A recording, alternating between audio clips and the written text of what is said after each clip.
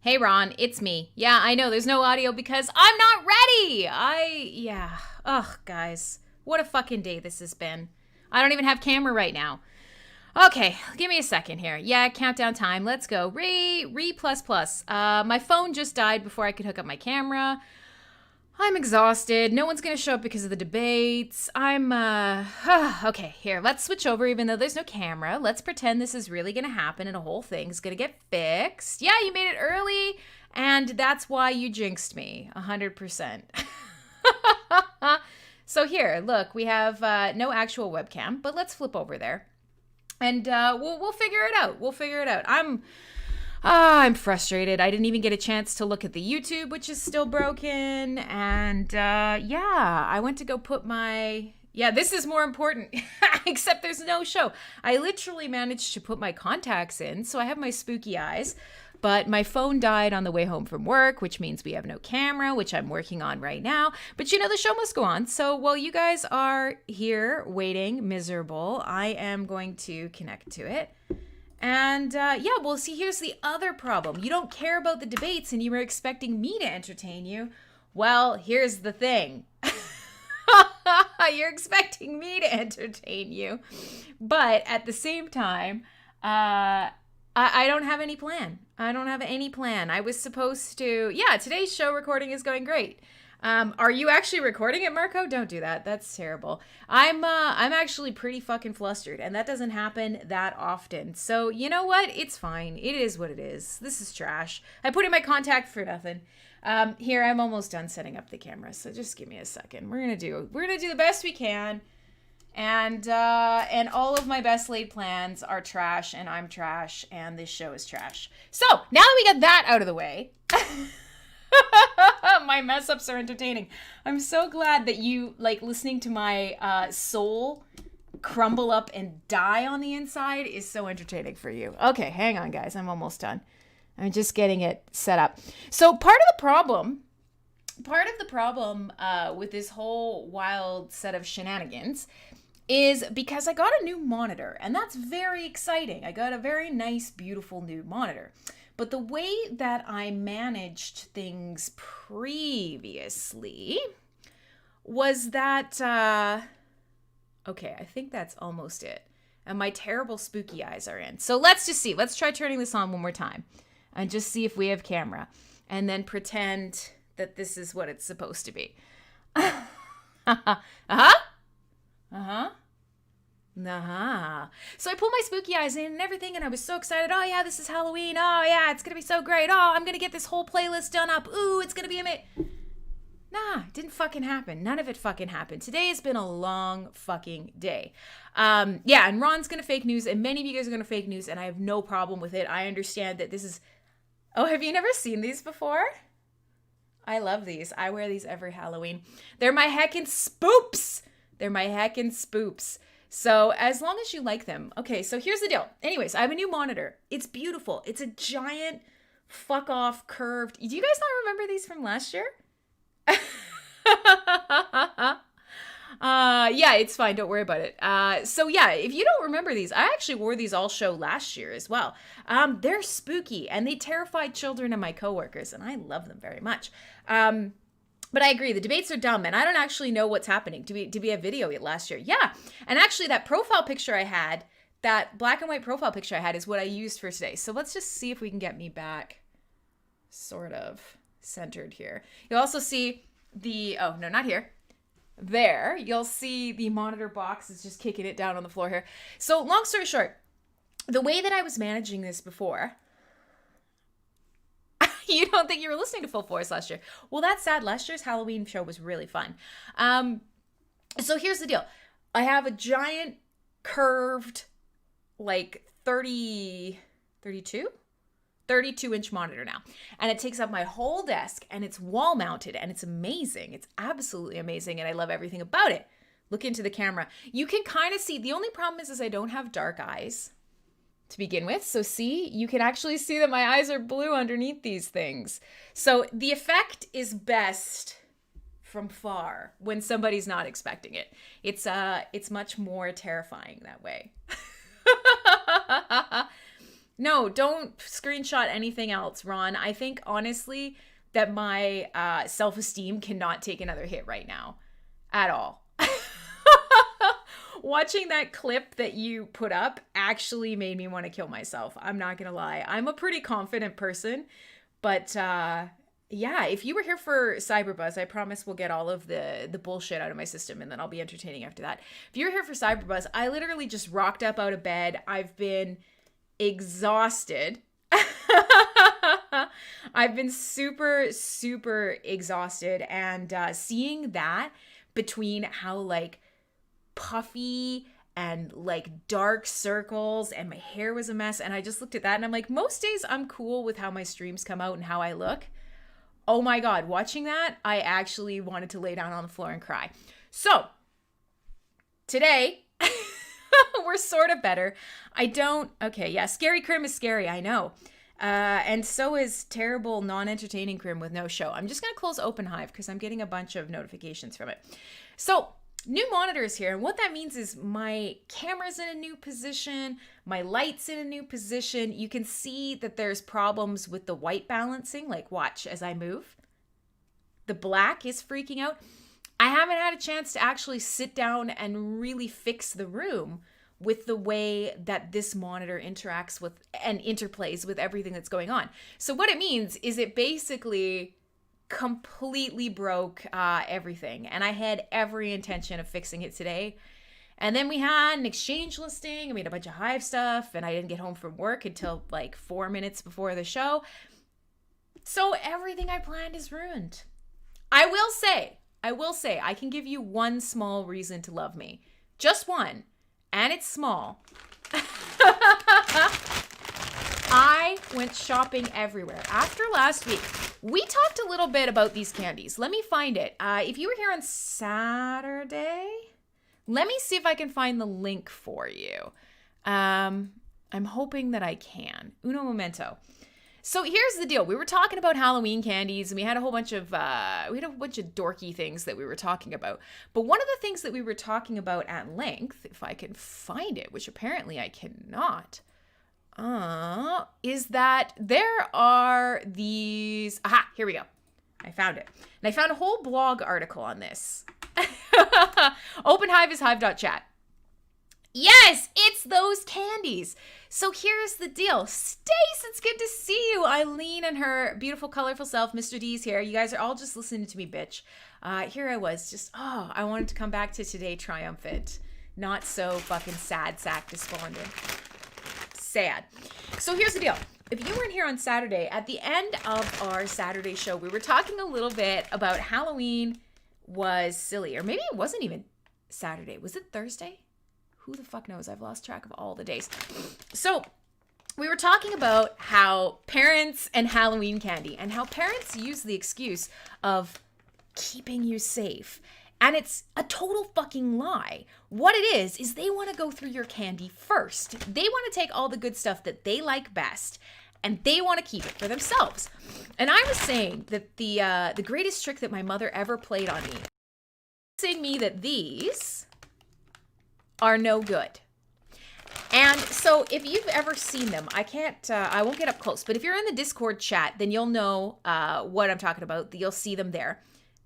I love that, Spoopy Crim. Yeah. Oh, so you guys, okay. Viking Adventure says that they were on to the parental units very early. And I'll try not to crinkle this too much because you're going to be hearing nothing but this. But so here's the deal. My mom was always like, oh, they're so small. Oh, look at the wrappers. Oh, they're so old-fashioned. Oh, they're hard. Like, don't you want that full-size chocolate bar? And, me was going, of course I want the full-size chocolate bar. What the fuck? Like, yeah, you can take these. And eventually, I tried one, and I realized that these are quite literally one of the best candies in the universe. And I didn't realize that this is a uniquely Canadian treat. And so I dropped in the chat, a link to the story of Canada's cursed candy kiss. And if you ask somebody in Canada, I think I see indie. I think I see underground here. That's exciting. So if you ever see these, They've come from Canada, and they are pretty much like real sugar, real molasses. They're the same. Hi, bringer of death and doots. That's me, all right. So these are universally either loved or hated. Everyone in Canada has a very strong opinion on them, and usually other places too. Either you love them or you hate them, and a lot of people hate them. So many people hate them. A shocking amount of people hate them. And I found some specifically to send to you guys. So I don't know if there's anyone that's interested, but I drove around because Kitty Girl shared some links for ordering them online last week, and they're all sold out. You can't get them on Amazon. You can't get them on Care's website. You can't get them on different candy shops around the web. I looked everywhere for these. So if you can't find them, I have 2 extra bags that I will mail to anyone who wants them. I'm gonna go look for more, but I have 2 bags of these, 2 to give away specifically for tonight. So if you want these and you're willing to give me your home address and you're not totally afraid of bees, then I will send these to you. Lax, you guys are getting some by default because I am using these to mask the sound of your booze. So you guys are getting a bunch of these. No, solo doesn't matter. I'm going to send them in the mail. What's the worst that could happen? Somebody in the US eats your candies on the way to you. Then they'd be an asshole. And you know what? It's bad juju. It's bad karma. So they're going to have to deal with that. That's, you know what? I'm willing to send them. So yeah, this, I was given this very special tips by Lax. Sunravel me high. Everybody's showing up for the show that isn't a show, for the prep that isn't a prep, for the crap that is all of the crap. Son of a biscuit. Son of a biscuit. Of course, everybody finally turns up for my show on a week where I'm literally ready to lay down and cry. It's perfect. So I've got 2 bags of these, potentially more to give away. We'll see. If you guys are truly, oh yes, there is some wild crunching noises. Sorry. For those of you who are in Discord, what is it? What's the mystery? Hey, Johnny. Hi, everybody. So I'm going to stop crunching them because I realize if you're not watching the video, A, you can't see my spooky eyes, and B, this is probably very confusing for you. So the candy is gone. I've thrown it away. What is the actual flavor of them? They're made with molasses, so they kind of taste like gingerbread or like ginger snaps or molasses cookies. Does anybody actually like molasses? And when you're a kid, that may not be a flavor that you like. And so, like I said, I didn't know how fabulous they were.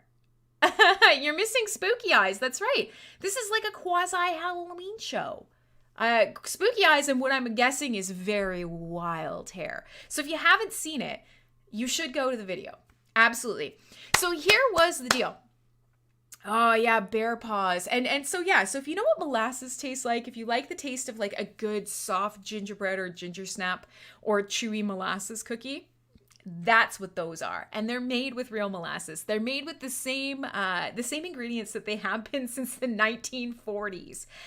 They're very old-fashioned style of candy, and they sell out every year. So here's the deal. You know, everybody's talking about how much they hate them, how much they wish they didn't get them, all this stuff. And yet, mole asses. Yeah, well, you know, Undy, you're as underground as they come. You're basically a mole anyways, right? You're living underground. So I'm going to try and get my bangs out of my face here by trying to cram them under there. All right, so anyways, I bring this up because everybody talks about how much they hate them. Even the candy company, Care, they say everybody fucking hates these things. Yeah, and I'm wearing my pentacles.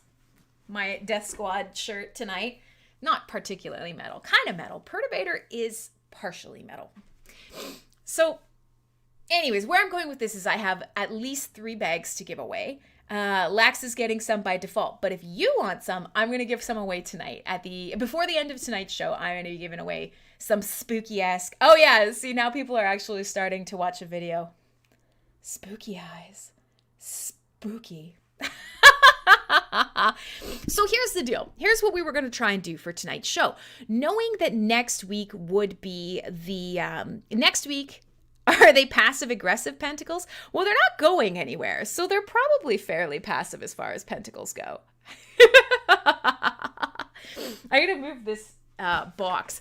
You know, I will tell you, the box that this monitor came in is fuck off huge. And I haven't really moved anything yet. Can you see that? No, you can't. Never mind. Anyways, everything, it's taking up like 4 feet of my floor. My whole wall is monitor now. It's kind of wild. I'm getting used to it. We're going to make it work. I look like one of the black-eyed children from Lore. Good. This is getting right up there with like Children of the Corn, blue-eyed, freaky people. It's very... You missed the boob for sleep. Do you mean did you miss the boat, Marco? Was that a Freudian slip? He missed the boob for sleep. That sounds like some kind of very strange, kind of mother fetish that's going on. You curse screen till the power button broke. Oh, that's a bummer. This is a Samsung Odyssey, so it's brand new on the market. I'm kind of hoping it doesn't stink. Andy, you look like you haven't changed a day, my man. You look like you're doing well.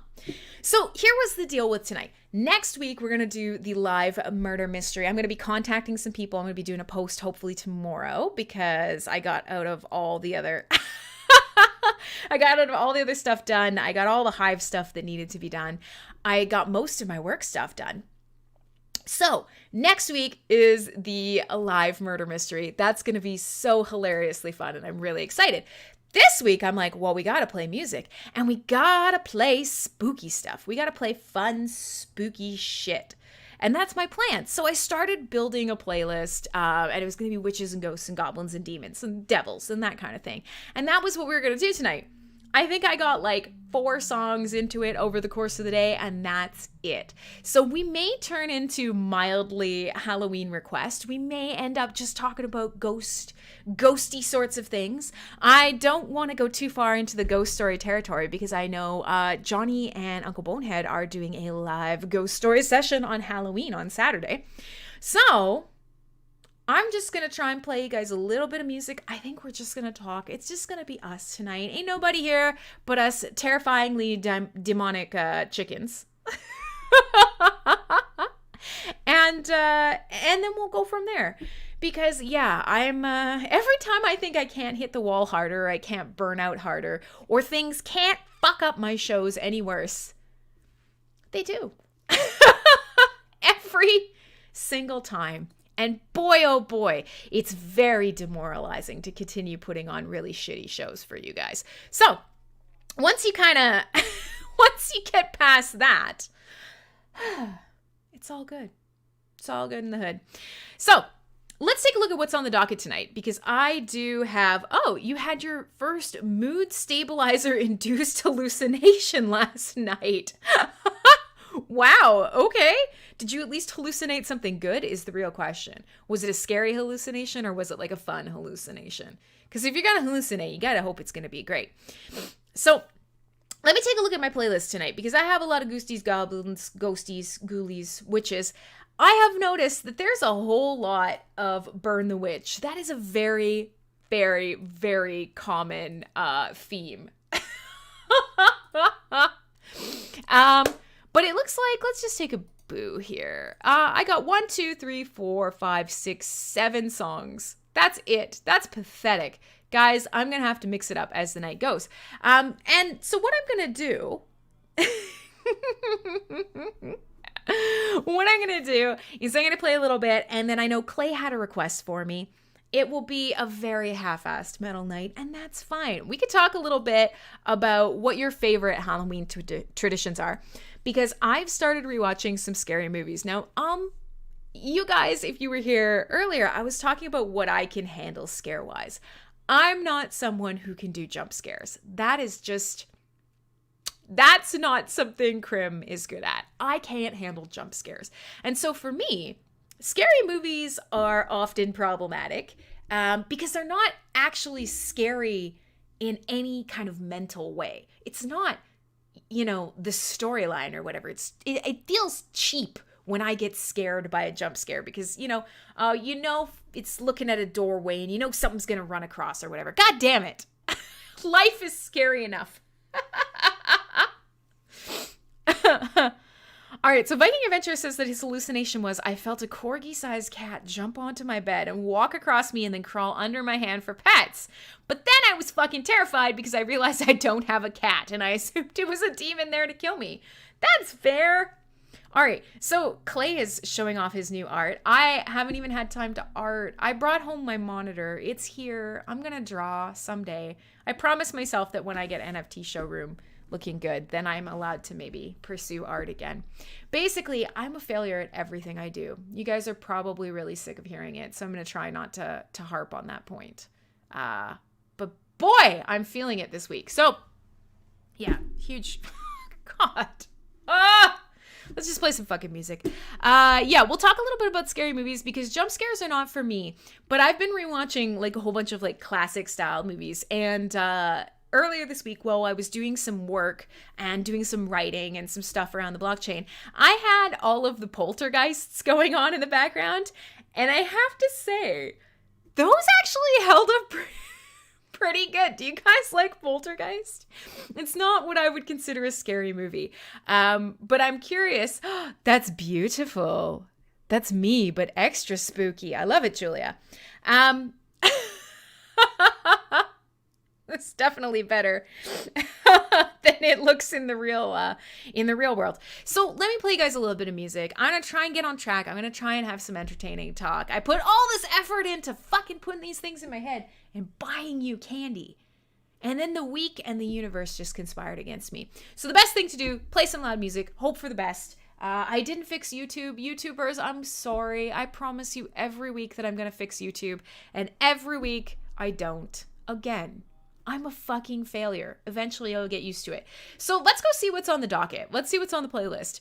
A lot of the stuff that I wanted to play for you guys tonight is quite long. So I've been trying to pick the shorter tracks from discographies, but it's actually hard to do because a lot of the really good, spooky, sort of creepy theme tracks tend to have a bit more oomph and are all like 7 to 10 minutes long. So I'm going to try and keep things balanced. I'm going to try and play you guys enough music. My name is Crimsonclad. This is Full Force Radio. Eventually you're going to stop coming if I don't fucking shape up. So I'm going to figure it out. But I'm going to start you guys with a track called Have No Fear by a group named Haunt. And I really, really like these guys. They are out of California, and they do what feels like new wave of British heavy metal or incredibly classic metal. You'll hear it. You'll hear it immediately. It has so much sort of hints of classic Osbourne, classic Iron Maiden. It's even got like some Def Leppard-y kind of rock and roll vibes to it. They're really great, and their whole discography is fabulous. Clay's talking about art. Yeah. My favorite Halloween tradition is to light candles, sit in the dark, and listen to the police scanner. That's a good question. So do you think, are there ever people out trying to be spooky, or is it mostly people just blowing themselves up with fireworks? Because that's what I would mostly assume. It's just people. Is that my tongue coming out of my face, Julia? It's wow. I like it. It's fucking spooky as shit. I just kind of assumed that you wouldn't actually, somebody in a mask is lurking at the window. It's like, nah, somebody just blew off their hand again. And I'm guessing that's sort of the recurring theme on Halloween is horrific, explosive injuries. So let me play you this track by Haunt. And let's just see what we can roust out of the collection. I've got lots of music here. And these guys are a nice place to start. Have no fear. I'm sure none of you do. I'm sure you've already gotten used to this and I can just rock these every day now, right? My name is Crimsonclad. This is Full Force Radio. The only thing I fear is that I continue blowing it, but, next week will be amazing. We also have to decide who's going to get these 3 bags of candy. Let me put this track on for you. We'll start here and we will descend into madness. It's ghosts and ghoulies and goblins and potentially a bit of a request hour. And we will get into some heavier stuff too. I will try and be careful to balance it because I can see some people in the audience who really like it hard and dark. And I see some of you who I've finally lured back to me and who I may scare away if I get too spooky. So we'll see. It's a magical balancing act. Have no fear. It's MSP Waves. Oh, you know what I gotta do? I gotta turn on the fucking sound, right? Maybe? Something like that? It's not going. Why? Why?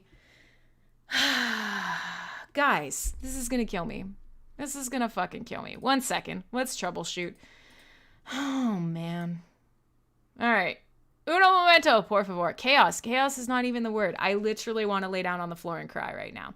However, when in doubt, when life gets you lemons, you take the lemon, you squish it till it's really soft, and then you smoke somebody with it. And it'll leave a welt.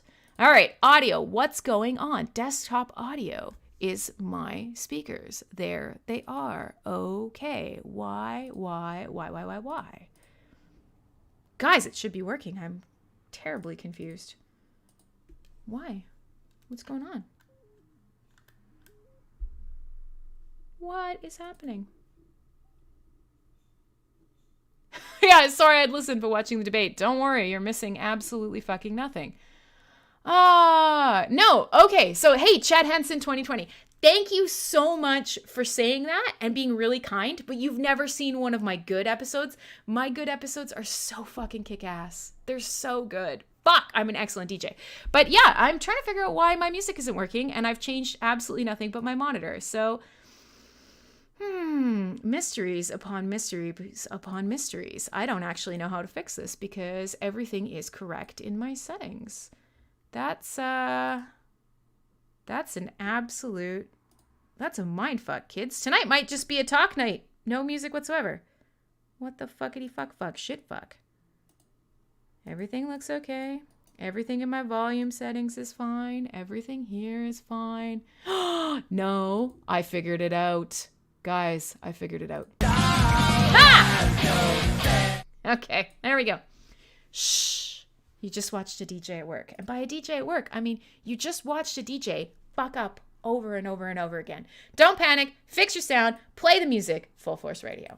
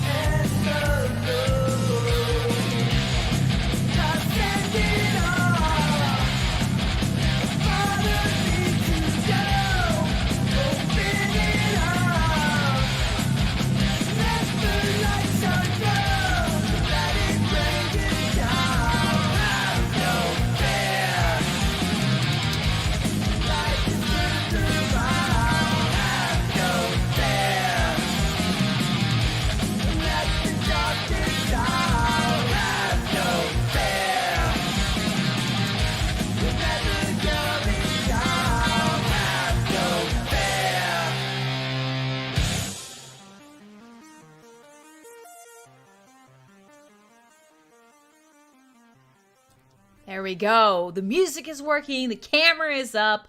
I'm slowly going to fall into some semblance of normal again. Hey, welcome to Full Force Radio. And on Thursday nights, Friday mornings, whatever time it is for you, wherever you are. Oh, look, I can't even turn to the right fucking overlay.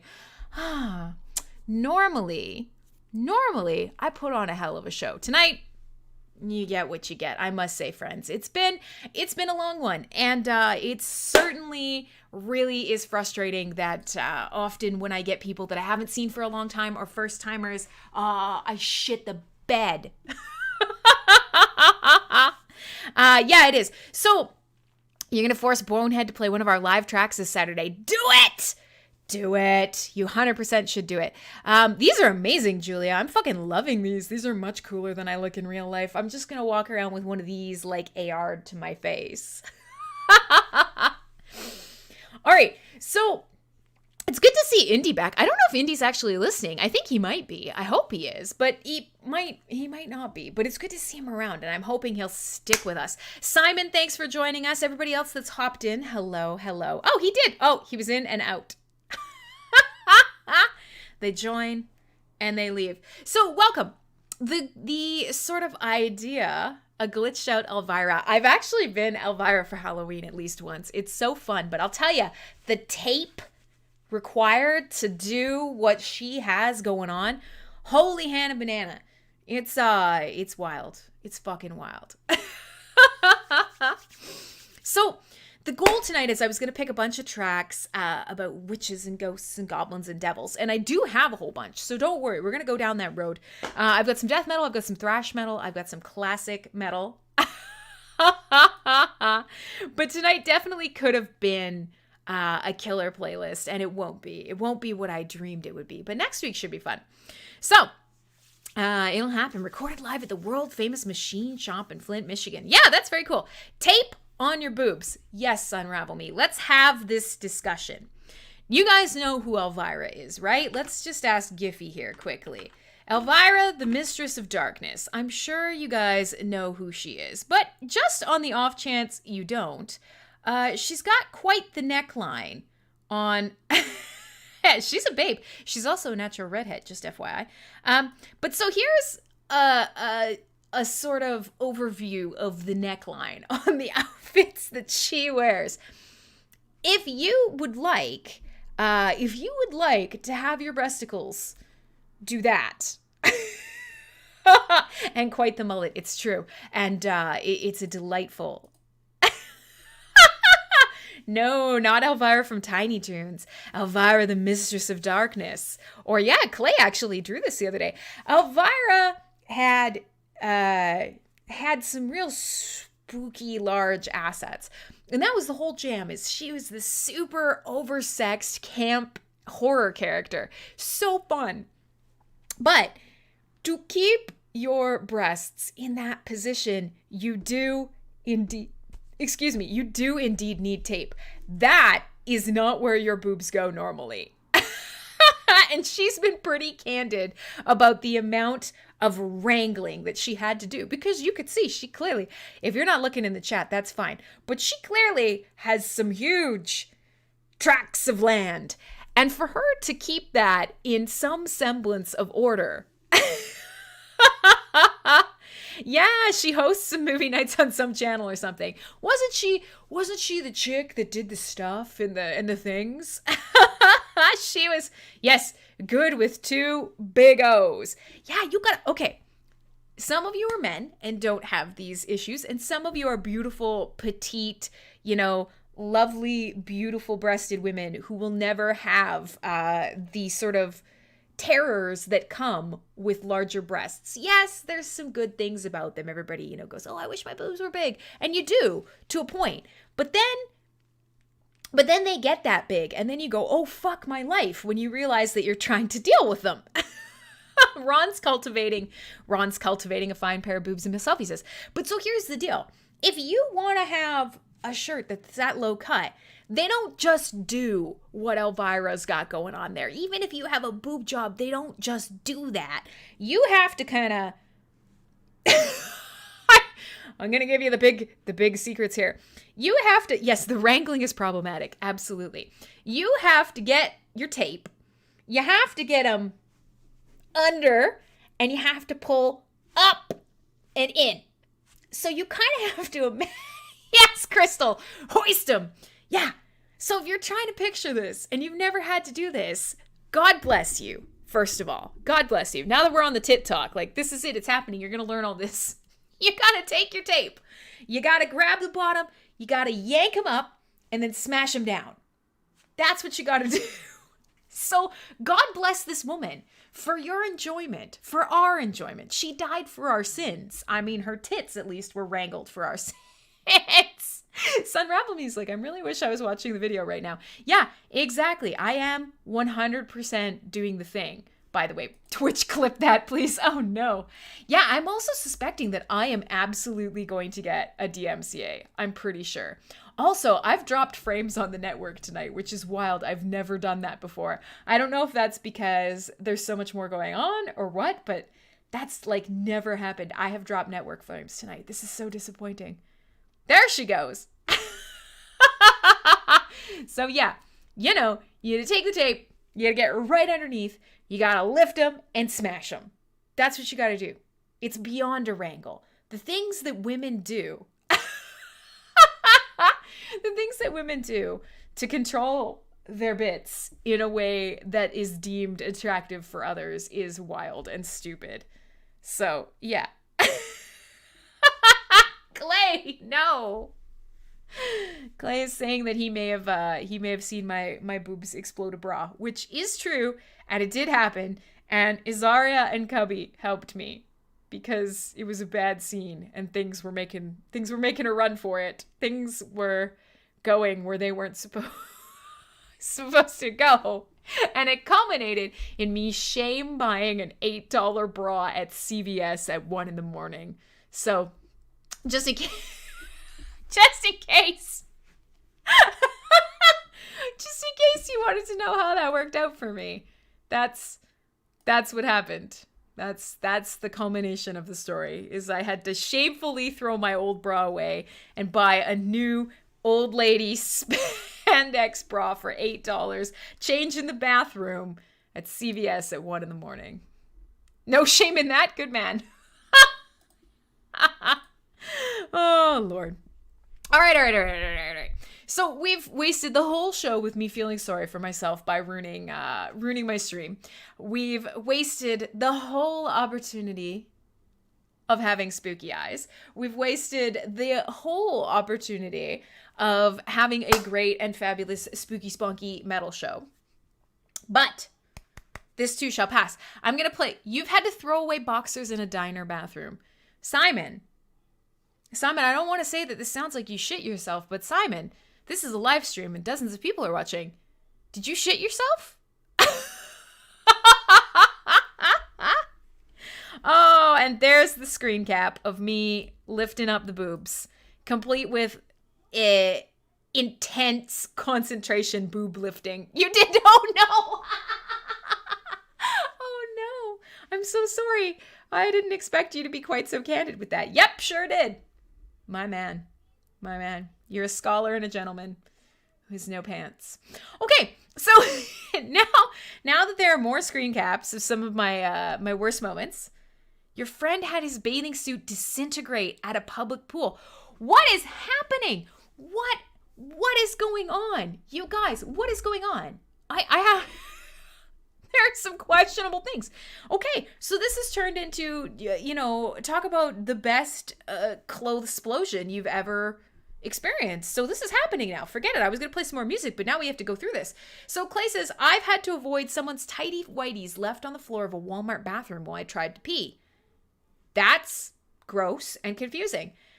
Viking Adventurer. Is that a man thing where it takes you so long to replace your clothing that it literally must like off your body, just like disintegrate off your body before you'll acknowledge that you need to buy new clothing?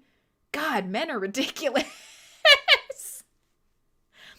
Wait, Simon's saying that they're prank bathing suits. You can buy prank bathing suits. You can give someone a prank bathing suit. They'll put it on and then it will dissolve off their body. Is that a real thing? Am I being punked right now? Am I being punked live on air? Because if that's a real thing, I would love to order some for my friends. That would be amazing. Julia, I had my halter top untied at the neck and fall down at a rave. No one cared. Yeah, obviously. I don't know if you guys have seen Julia. Julia is also of a beautiful proportion. So yeah, no doubt nobody fucking cared. Oh, God. Meanwhile, the men in chat are like, yes, replacing clothing is very difficult. We're going to wear it until it dies. Yeah, okay. Oh, goodness.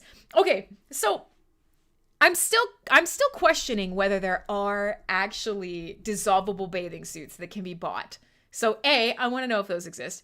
B, I'm going to play you guys some more music. We are going to try and play some music. No one except a bathing suit from Crim.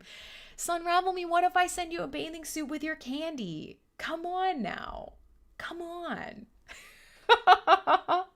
I promise it'll be nothing but good things. There, let's just crank that down one notch. Is that too low? Oh, it might be too low, guys. I'm trying to fix this. God damn it. I'm trying to fix this stream. This looks a little better. This looks a little more under control. Not quite so wild. You would wear a bathing suit from Crim. You have no shame. Good man. I like that. I demand loyalty in my audience. If I send you a bathing suit, you better fucking wear it. Simon. Oh my God. Simon wasn't kidding. You could buy a dissolvable bikini. You could buy a dissolvable bikini. What? That's wild. So does it... Oh boy, did the straps just dissolve? I have so many questions. You guys, look at this. Look at this. Look at this. The only good thing that we have found tonight is apparently that you can have a dissolving bikini. It's got bad reviews. These people are saying, here, tell me what this means. El bikini muy mal terminado. That sounds like it's bad at dissolving. I don't think it dissolved, guys. But this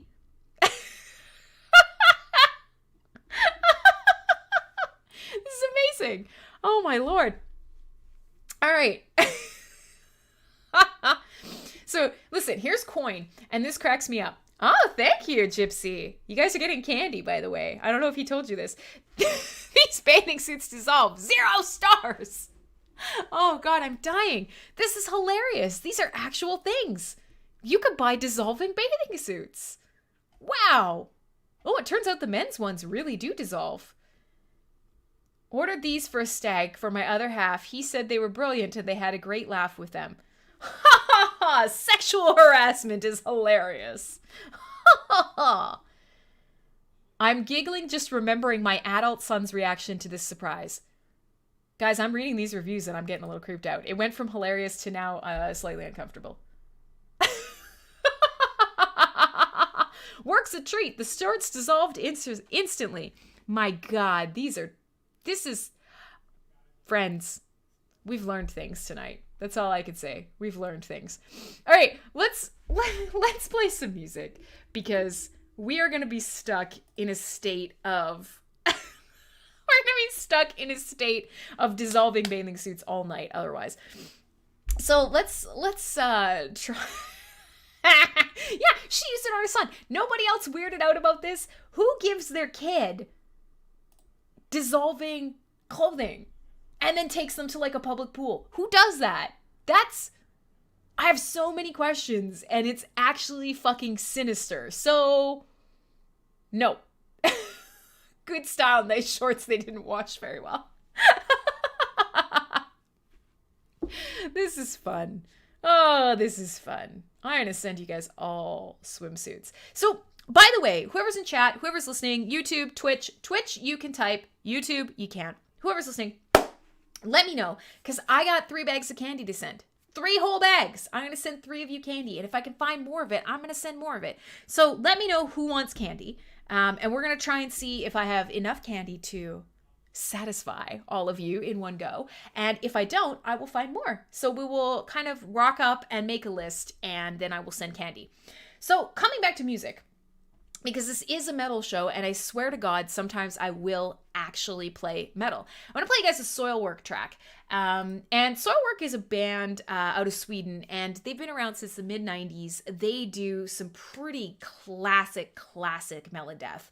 And they're quite famous as far as things go. I've played them for you on this show before. I am going to play you a track called Ghosts and Thunder, which, I mean, if you think about Halloween, that's about as perfect as Halloween can get, honestly. Ghosts and Thunder would be absolutely delightful. If crypto has a greater circulating supply than its max supply, that should be a red flag, right? Yes. How's that even possible, Clay? That's concerning. Nothing matters but hype in crypto. Yeah, you know what? Some days I wonder, especially on days like this, especially on days like today, where it's promising that I'm going to pull in a big audience and that everybody's looking to me for entertainment and that I'm really excited to provide something amazing for everyone. And then I spend all my time working on Hive. And I think to myself, I'm a fucking idiot.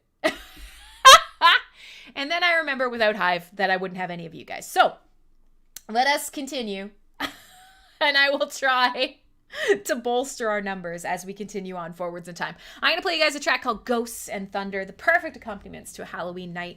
Halloween is on a full moon this year. It's on a Saturday night. It's on a full moon. What the fuck? And of course, nobody's going to be doing Halloween shit, and that's dumb. So we are here on MSP Waves. The week leading up, we're going to do a murder mystery. I want to hear what you guys are doing. I want to talk about horror movies. I want to send you guys some motherfucking candy. My name is Crimsonclad. This is Full Force Radio. So I say, you're miles away. The beating heart takes another turn. You gave me life. You took my sight. While time stood still, we were trying to learn.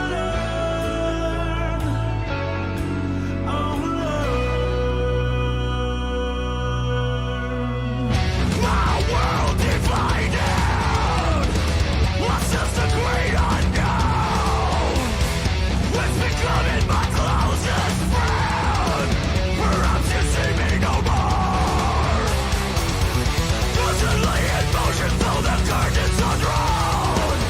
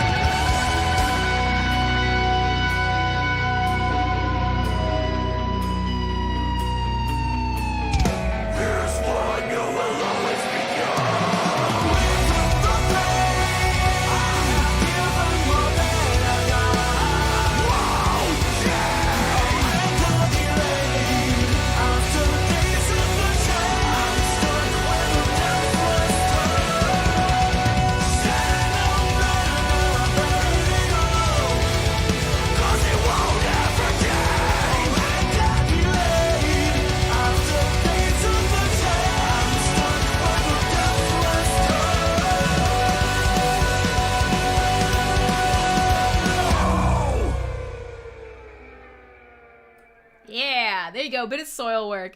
Hey, so it's Full Force Radio. And my goal was to create a super cool giant Halloween playlist. And I may end up dipping in. Of course, now I can't see my playlists on the side here, so you guys are going to have to look at my forehead while I look underneath my camera. Also, I'm noticing that this camera has a fisheye. Guys, whoa! If I get down here, look what happens to my face. Oh my god, look at this. Now I'm really an alien. Wow, that's amazing. Okay, so I'm trying to bend down so I can see last year's Valentine's, New Year's, Crimmy's Christmas, Krampus, Everybody's Getting Lucky, Day of the Dead. Oh, okay, so the first year of Full Force Radio, we didn't actually celebrate Halloween. We celebrated the Day of the Dead. Okay, fair enough. And then the second year, let's just see what we did. The second year, looking back, we did a pre-Halloween occult rock. That was a fabulous show. I don't know if you guys remember that one. We actually talked specifically about occultism and Satanism, and we did a bunch of like kind of spooky psychedelic stoner rock from Luciferian Light Orchestra and the Necromancers. Fun, fucking fun. And we also talked about Masonic symbols and stuff like that, and it made everybody super scared, and everybody just assumed I was in the Illuminati because eyeballs. Oh, look, I'm wearing the same shirt in that. So, oh, right, yeah. Don't forget to remind the users about the new command. That is true. If you're watching and you're hanging out in Discord, I said I was going to do it, but then I forgot. So first of all, again, I'm a terrible DJ, and everybody who comes, I start building up followings, I bring people in droves, and then I push them away with how shitty I am. There's that. But we have a whole new command. So before, the bot was a little tricky when you wanted to subscribe to a show. You would come, you would type in shows, you would flip through all the shows, you would pick the one you want, and you would subscribe.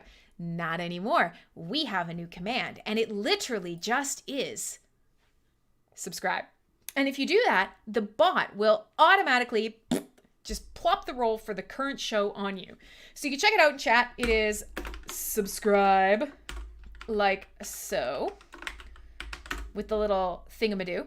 Boom! There you go. Check it out. Brand new, very cool, very exciting, very handy. So if you're here in Discord, or if you're watching somewhere else, but you want to get notifications for when any new show starts, do that. Do the command. You'll get the roll. You'll get the ping. First you get the pings, then you get the women, what do? You get the pings, then you get the money, then you get the women? Is that what it is? First you get the pings, then you get the money, then you get the women. I don't actually know. And in fact, to be fair, I don't even know if that's actually a Godfather quote because I remember it from The Simpsons. Maybe there's a Simpsons quote for everything.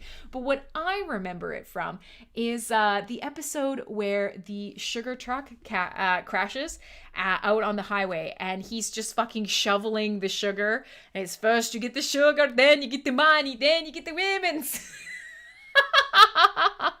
And that's what I remember it from. So it probably actually came from somewhere else in the cultural lexicon. But for me, I remember it because of The Simpsons. Because I remember everything because of classic Simpsons episodes. Are you going to get like 12 notifications now? Oh, yeah.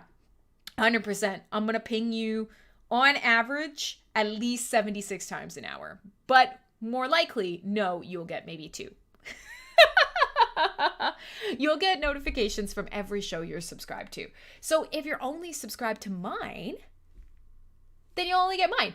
But if you're crazy and you're like Swoop and you're subscribed to every show, then yes, you will get a ping for every show. It's under your control. You choose what works for you. Oh, Lordy. Okay, so depending on where you're watching, many people have flipped over to watch the debates. Many people are watching the video because I got my spooky spunk eyes in. And I have more music for you. So tonight, I was thinking about playing some tech death and some other stuff, and that would probably be a little bit too hard for a lot of you. One of the biggest things that I love about this show is I'm always constantly trying to push your boundaries a little bit and get you liking more metal, but I'm also not trying to scare you the fuck away. So tech death is something that I think we're going to have to do maybe a whole show on. Technical death metal is very intimidating. It is exactly what it sounds like. It's incredibly technical, really fiddly, fast, complex, and often for a lot of people, it tends to actually be far, far, far too complicated. And it ends up sounding just like noise. So I'm randomly saying, what happens to McGee's and Carrie's shows? McGee is still around. He's always available for you on Sunday afternoons. Carrie is no longer doing her show. It's just a little bit too hard with her internet and anything else. So check out our full schedule at mspwaves.com. Jason is the first one who has claimed a bag of candy. So, Jason, if you send me your address, I make no promises that I won't send you live bees, but I'm going to send you candy. Lax and Gypsy are already going to get some as their noise. I don't even know what to call it. So here's the deal. Lax and Gypsy live way up there. They live way up there in the Arctic Circle. And so I'm going to send them some booze. And this booze has been sitting in my house for ages as I've been fucking around. You'll expect when you bring the skull planters. Yeah, we'll meet up and we'll do a handoff. So they live way up. If you wanna do the what is it? The Big Friendly Giant? Is that a Canadian thing too? Do people from the US know who the Big Friendly Giant is? I have so many questions for you. But if you do, they live way up there, and so they cautioned me that when you Julia's making so much cool art tonight. She's going to make a ton of money off my Sponk face, which will be kind of amazing in itself. That's like, this is a mashup because this is like me now and me year ago. Wild. Oh, Crystal knows the big, okay. So maybe the Big Friendly Giant is more than just Canadian. That's cool. That makes me happy. So they live way up there. And to send them booze, apparently people at the mail center depot, I guess if I get this right, we'll see. You guys live in such a small place that there isn't really addresses per se. You just have the mail comes to one place and you come get it. You just address the mail to the city. And so what I was recommended to do was to put something in with the alcohol because everybody might be checking it out and hearing that there's liquid in the mailing boxes. And potentially it could go missing. That's wild. Can you imagine that? I'm kind of picturing this now as like a free-for-all where they just take all your mail and they just huck it in the floor and like, I don't know, a portable out on the ice. And then it becomes sort of like Thunderdome where it's like 2 men enter, 1 man leaves with booze. That's kind of how I picture it. Or, you know, like in a horribly racist way, everybody comes in with like armed with just a spear or something. fighting over the mail. They're thieves. If they hear glugging, it's gone. Fair enough. Well, I'm going to fill it with crinkly plastic and molasses candies, and we'll see. And I'm sending 2 separate boxes because no matter how hard I fucking tried, I could not get both bottles of Kahlua into one box. Holy shit. So for those of you guys who are trying to figure out what the fuck's going on, big friendly Indians. Yeah, pretty much. For those of you who are trying to figure out what's going on, I'm going to send them some Kahlua. And they live up in the Arctic Circle. And I took to my work because I thought, okay, my work has negotiated a ton of shipping rates, special shipping rates. This will be perfect. No problem. So I took it there and I put these 2 bottles of Kahlua on the scale. They don't even weigh 5 pounds. Inuit. Yeah, that's the right term. Indians, Inuit, Native people. First Nations and Inuit are probably different. What's the correct term? So Inuit is the term. Are they part of the First Nations? Are they part of the First Peoples? I mean, I don't actually even know. This is stuff that I should know in Canada that I don't. So I'm going to get a schooling from our teacher here. But the deal is I put the 2 bottles on the scale. They don't even weigh 5 pounds combined. I typed in the address, and to ship these 2 bottles of Kahlua together in one box was $145 Canadian. The alcohol itself literally only cost $50 for both bottles. And it's triple that to mail it. Unbelievable. All right. So here's the deal. I'm absolutely hemorrhaging, listeners. A bunch of people showed up tonight expecting a good show and have left in misery because they have not gotten it. And I'd say I feel bad, but I've come through my pity party here. Tonight's bad. You're going to feel bad. I have big eyes. I have swanging tits, and maybe I'll play some music you like. Come back next week when things aren't a shit show. But yeah, this is why no one ships to Canada. And so my goal is I'm going to duct tape the snot out of this shit and mail it to you. So Jason, please send me your address. I am going to tape it into the smallest sort of like ball I can, or maybe even open the plastic and just cram it all in a bubble mailer and try and send it direct mail. To ship from Canada to the US is very inexpensive. To ship from the US to Canada is very inexpensive. To ship from Canada to Canada, you need to pay a kidney. It doesn't make any sense. Are you somewhere in the world where shipping is ridiculous? Because I don't understand. Like, does this happen in Australia? Does this happen in the UK where you can send something around the world for cheaper than you can send it 2 cities over? What is up with that? I'm very confused. Someone offered to send me stickers the other day and I gave them the disclaimer that I'm in Canada, expecting them to say no. Yeah, it's fucking sad times. Is Canada accepting international shipping right now? Yes, we are. Depending on where it comes from, there is a mandatory quarantining process. So I have some jewelry coming from the UK. It's in quarantine usually for like 2 days. If you're sending, I'm guessing like food, clothing, things like that, it depends, but probably it's going to be stuck for a while. Let's be realistic. Oh yeah, I've been getting all kinds of packages from all over the world. Yeah, and I guess you guys would have to, hey? So is Canada even real, or is it like Australia? That's a good question. It's a good question.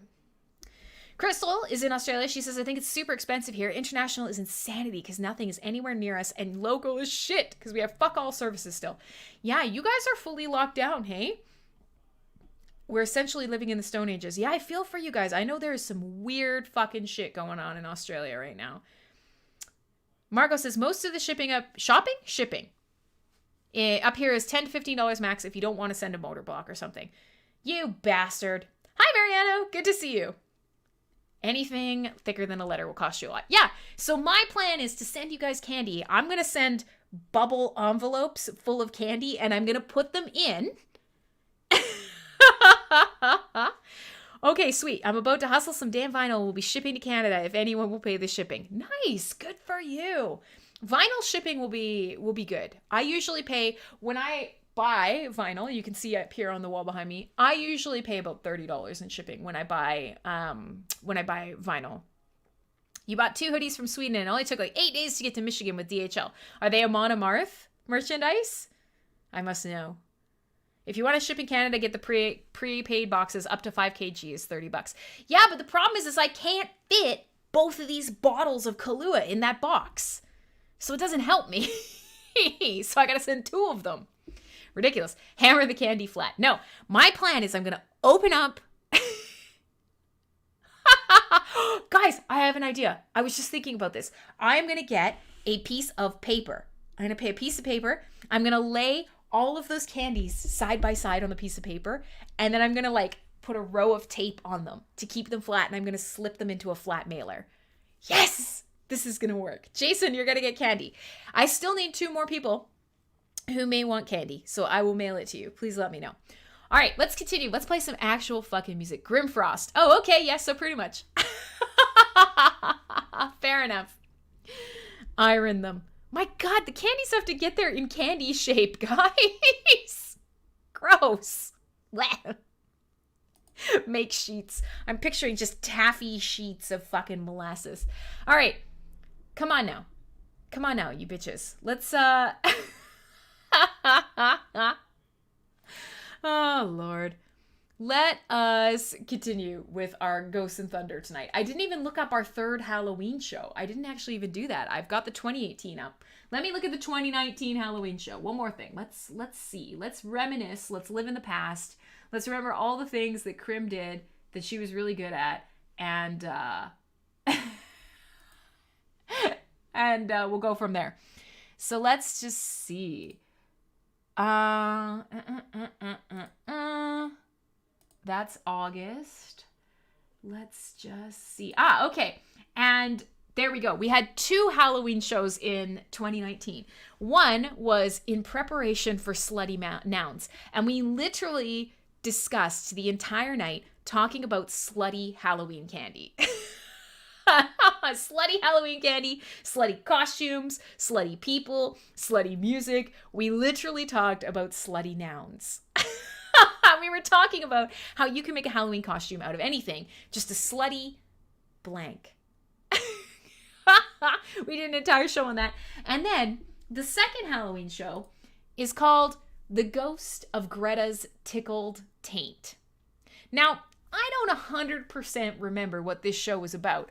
I do remember that we did play the Greta Thunberg death metal. So it was, "How dare you! I shouldn't be here." But apparently, we have an entire playlist called The Ghost of Greta's Tickled Taint.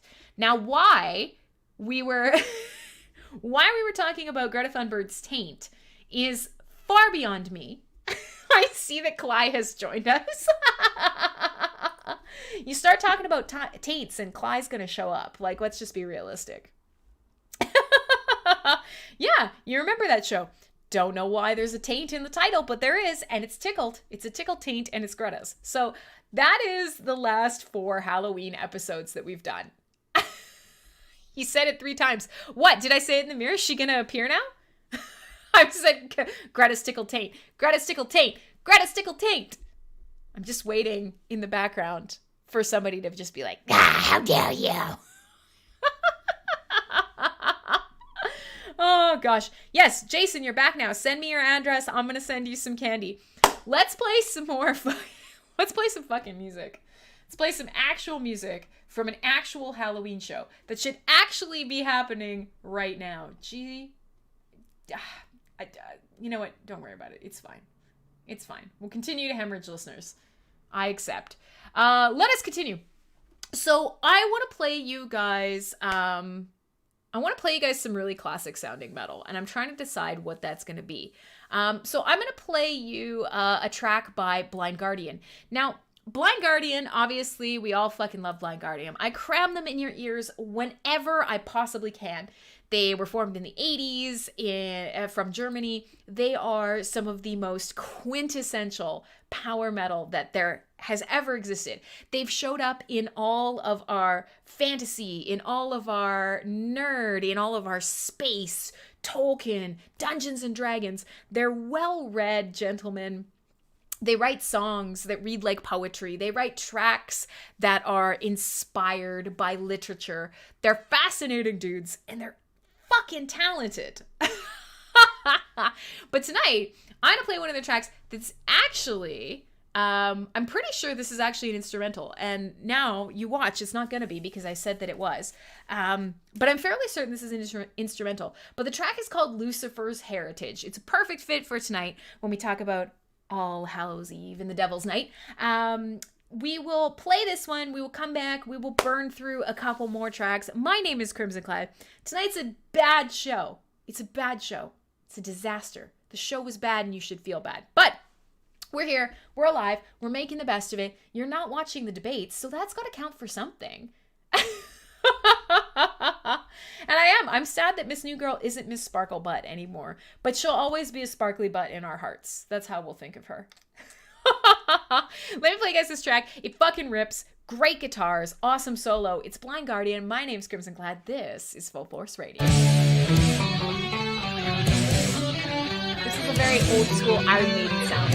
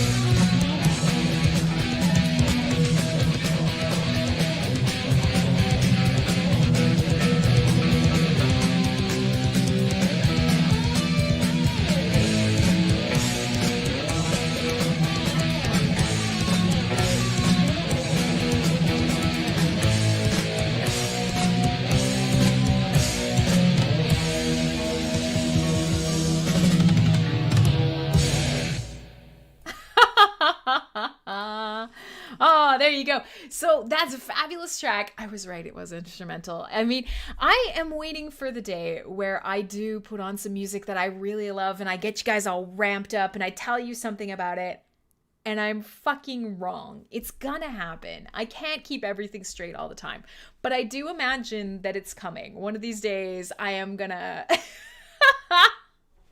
One of these days I'm going to play a track and I'm going to be, oh, it's totally this and such that. And I've picked it because of this.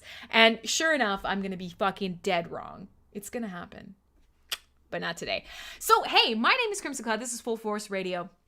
The intent, which counts for something. The intent of tonight's show was to be spooky and Halloweeny. I have to start every sentence with rumor has it. Does that work? Can you just talk right out your anus if you say, rumor has it? Rumor has it that this song was written, well, you know, covered in molasses. Rumor has it. I like it. I like this plan. I think we should do it. I think we should just tell everyone that everything's a rumor forever and let them fill in the blanks. Allegedly. Allegedly. I like it. Sounds good. This is a good plan. So, here's the deal, friends. Sorry, my hair was up in a ponytail all day and it's driving me insane. So here's the plan. What do you think? We'll rock it like this. Here's the plan. I'm going to continue playing more music for you, but Marco, Marco has said that I can literally just rocket his candy off into Serbia and, you know, put "Hello, nice man from Discord" on it, and it will get to him. This seems unlikely to me. This seems, I mean, he says there's only 5,000 people there. Do you know anybody who lives in a place where you could literally just mail and be like, please give this to Bob because Bob needs it, and it would actually fucking get to him? Is that possible? I don't know if I believe this or not. I'd like to believe that potentially where you are in Serbia is also like up in the Arctic Circle and they throw all your mail in the middle of the town square and they're like, fucking fight for it. Except in Serbia, you guys don't have spears. Maybe you're a much more possessed looking. Yeah, I know. I mean, it's not hard when you're tired and confused and, you know, swollen. Oh, it is what it is. But that's what I'm saying. If you write down and write Marco, I will get it for sure. So, okay, now I'm picturing the postman in Serbia playing a game of fucking Marco Polo around the town square. Marco, Markov, Marco, just like hucking your, just hucking your shit. Oh, and the bot's gone. Is that sad? That's sad. That's not my fault. If you're watching somewhere else, you'll hear me. Hopefully somebody can correct the bot quickly. Let's just see if it actually is gone. Is it gone? What the hell? Ah! Everybody's freaking out. Ah!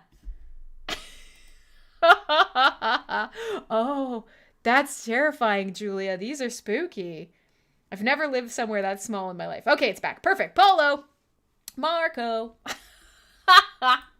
That's what I'm picturing. That's what I'm picturing is there's some Serbian postman who's just slinging packages across the street while yelling Marco. That's amazing. All right. The lag is probably bad, but the lag is what it is. We have no control over that tonight. Let it go. So, okay. Now that we've lost all of the people who were here for a good show and they're gone, we've lost them. They're gone. Let's forget it. Now that that's happened, let us get back to the important things. Stuff we've discovered tonight. There is indeed dissolvable swimsuits. Number one. That's the first thing we learned tonight. It is what it is. We learned that there are dissolvable swimsuits that apparently you could just scream someone's name in some towns and the mail will get to them if you scream loud enough. We remembered. That's it. That's the address. Marco, Serbia. But we also learned, guys, that we have not forgotten Greta's tickle taint. God. I'm actually trying to go somewhere with this, but I know it's never going to happen. So forget it. Forget about it. I do still have one more bag of candy that I'm going to try and send to at least one of you. Some of it's going to Serbia. You finally feel like you contributed. Simon, what would we have done without you? Tonight would have been terribly boring without you. Oh, God. Listen. Oh, Johnny, is that your pumpkin? Did you make a goatsy pumpkin? How special. That's a delight. Goatsy pumpkin. Yeah, show me your pumpkin. Are you guys carving pumpkins this year? I'm not sure if I'm going to. And that makes me a little sad, but I realized I'm probably not going to get any kids coming to my front door. I can't have Miss Sparklebuck is having flashbacks from Vietnam. Yeah, King Diamond, amazing. I played some King Diamond last week, actually. So are you guys going to carve pumpkins? Lax, can you even get a pumpkin up there? I don't even know. What are you guys going to carve? Some sort of weird Arctic squash? I have so many questions. But I am sad. I don't know if I'm going to bother carving a pumpkin because I feel like it would be a waste. Oh yeah, here's a squirting dick pumpkin. All right, so everybody's looking for the most offensive. Yeah, that's fair. So everybody's looking for the most offensive pumpkin carvings ever. Clay has certainly found one. There's a delicious squirting pumpkin. Let's continue. Let's play music. There's no hope for this show. It will not be good. Come back next week. Next week will be good. This week, you get what you get. Canada accused of attacking Serbia with strange brown candy. You know what? They're gonna see like the outside of them, and they're gonna say that it's occult markings. Actually, they're gonna look at these and be like, "Woo, occult markings! They're spooky." I definitely haven't been eating them up here in front of my desk. Oh my god, that pumpkin with the tiny face is adorable. Ron's got a flasher pumpkin. Nothing about that surprises me. Clay has another spread butt cheek pumpkin. Now that one looks like it's torn, Clay, and that's horrible. For real. That's horrible because that looks like a tear going right up the back of the butt. And that's a place that you don't want to tear like that. What can I say? Oh gosh. Okay. Well, you guys are finding your pumpkins. I'm giving up. I don't even remember what I was going to say. It's probably not important. Forget it. The show's a disaster. But I do want to play some more in this kind of vein. I do want to play some more classic sounding metal. I want to play some kind of rock and roll sounding stuff. So what I thought that I would slip in here now is I'm going to slip in something by a band called the Necromancers. And the Necromancers are this sort of occult, like black rock and roll. And every song that they have out on 2 albums, they made an album in 2017 and one the next year, I think.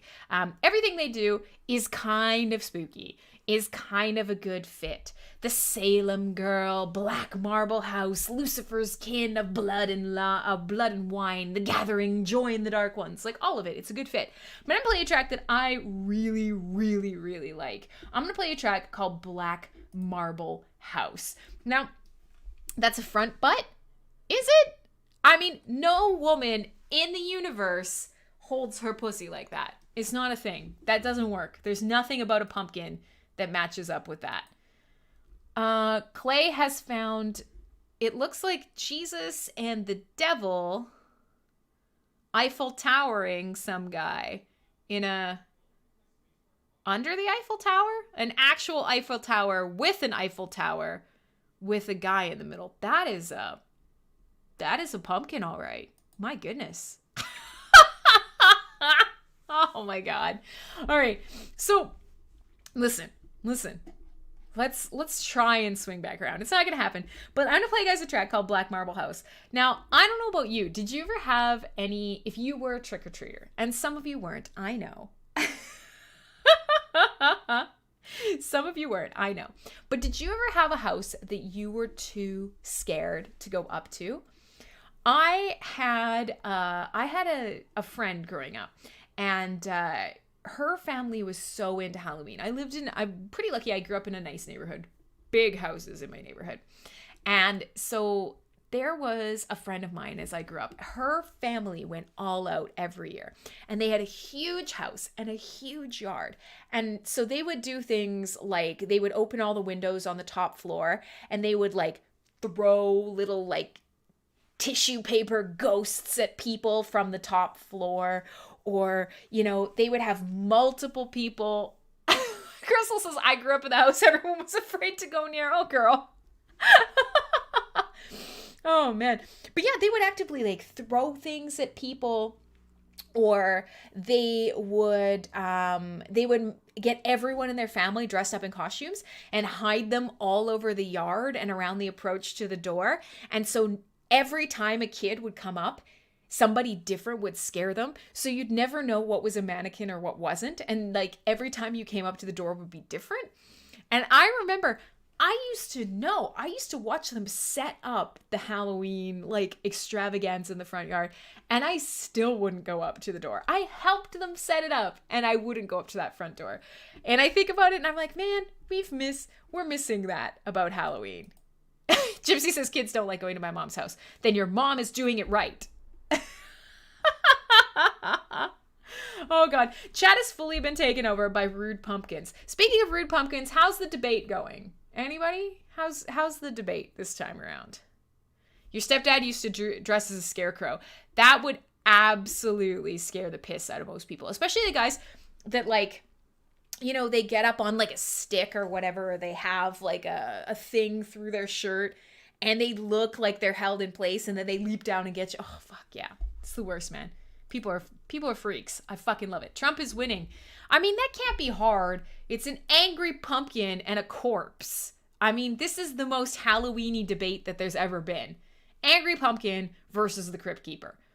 That's it. Who's this gentleman with the pumpkin in front of his junk? Because that's delightful. All he's doing is character attacks. Oh, God. Okay, well, keep me posted. Let me know how that's working. I can't do it. I wish you guys all the best in trying to sort out anything. But I mostly assume that it's a terrible, terrible thing. All right. So, I mean, nobody really wins the debates, guys. Nobody actively wins the debates. Everybody just loses. Now, with that being said, I would like to encapsulate the best political pundit out there. I would like to show... I know, it's delightful, eh? It's the proper use of a gourd when you cut a hole in it. I would like to show you guys the most no-nonsense, accurate, important political figure out there. The most important one out there. And that is the Iron Sheik. And I just want to let you know, here it is. This is 100% the debates, like, summed up in one tweet. Iron Sheik. He's the man. If you don't follow the Iron Sheik on Twitter, if you don't know who the Iron Sheik is, he is a classic, ridiculous wrestler and famous for the camel clutch. His tweets are quite literally every day, go fuck yourself. That's all he tweets at anyone ever. And to me, that is about as accurate as you can get about the debates. So his current tweet as of right now is, we're in a situation where I think I should beat the fuck out of everyone in America. # debates 2020. Ooh, look at them big pumpkins that girl has. Okay, let's play some music. This show's a write-off, but we will continue. We will soldier on. We will play more music. I told you guys I was going to play you Black Marble House. I'm going to fucking play you Black Marble House. Here you go, man. It's the Necromancers on a very spooky, or at least supposed to be spooky, Halloween sort of episode on Full Force Radio.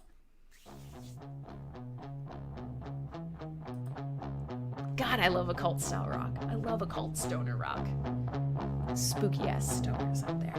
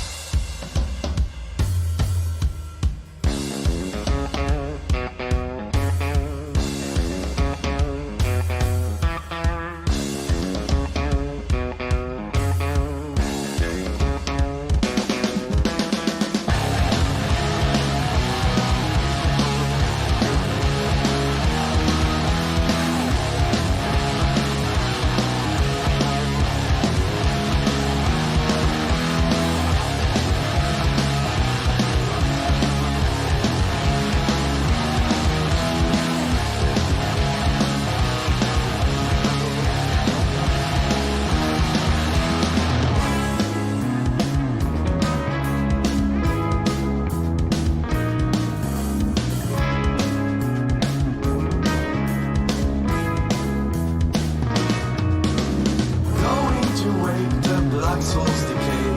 Thunder and light spreading them shade. I woke up at night, feeling it there. Brought to the knees by his downtrudge red glare. Kicked by the bird, watch over my door. It's alright, swelling and it grows on my floor. The demons are mute and abandoned my goods. The devil is there, the black marble house.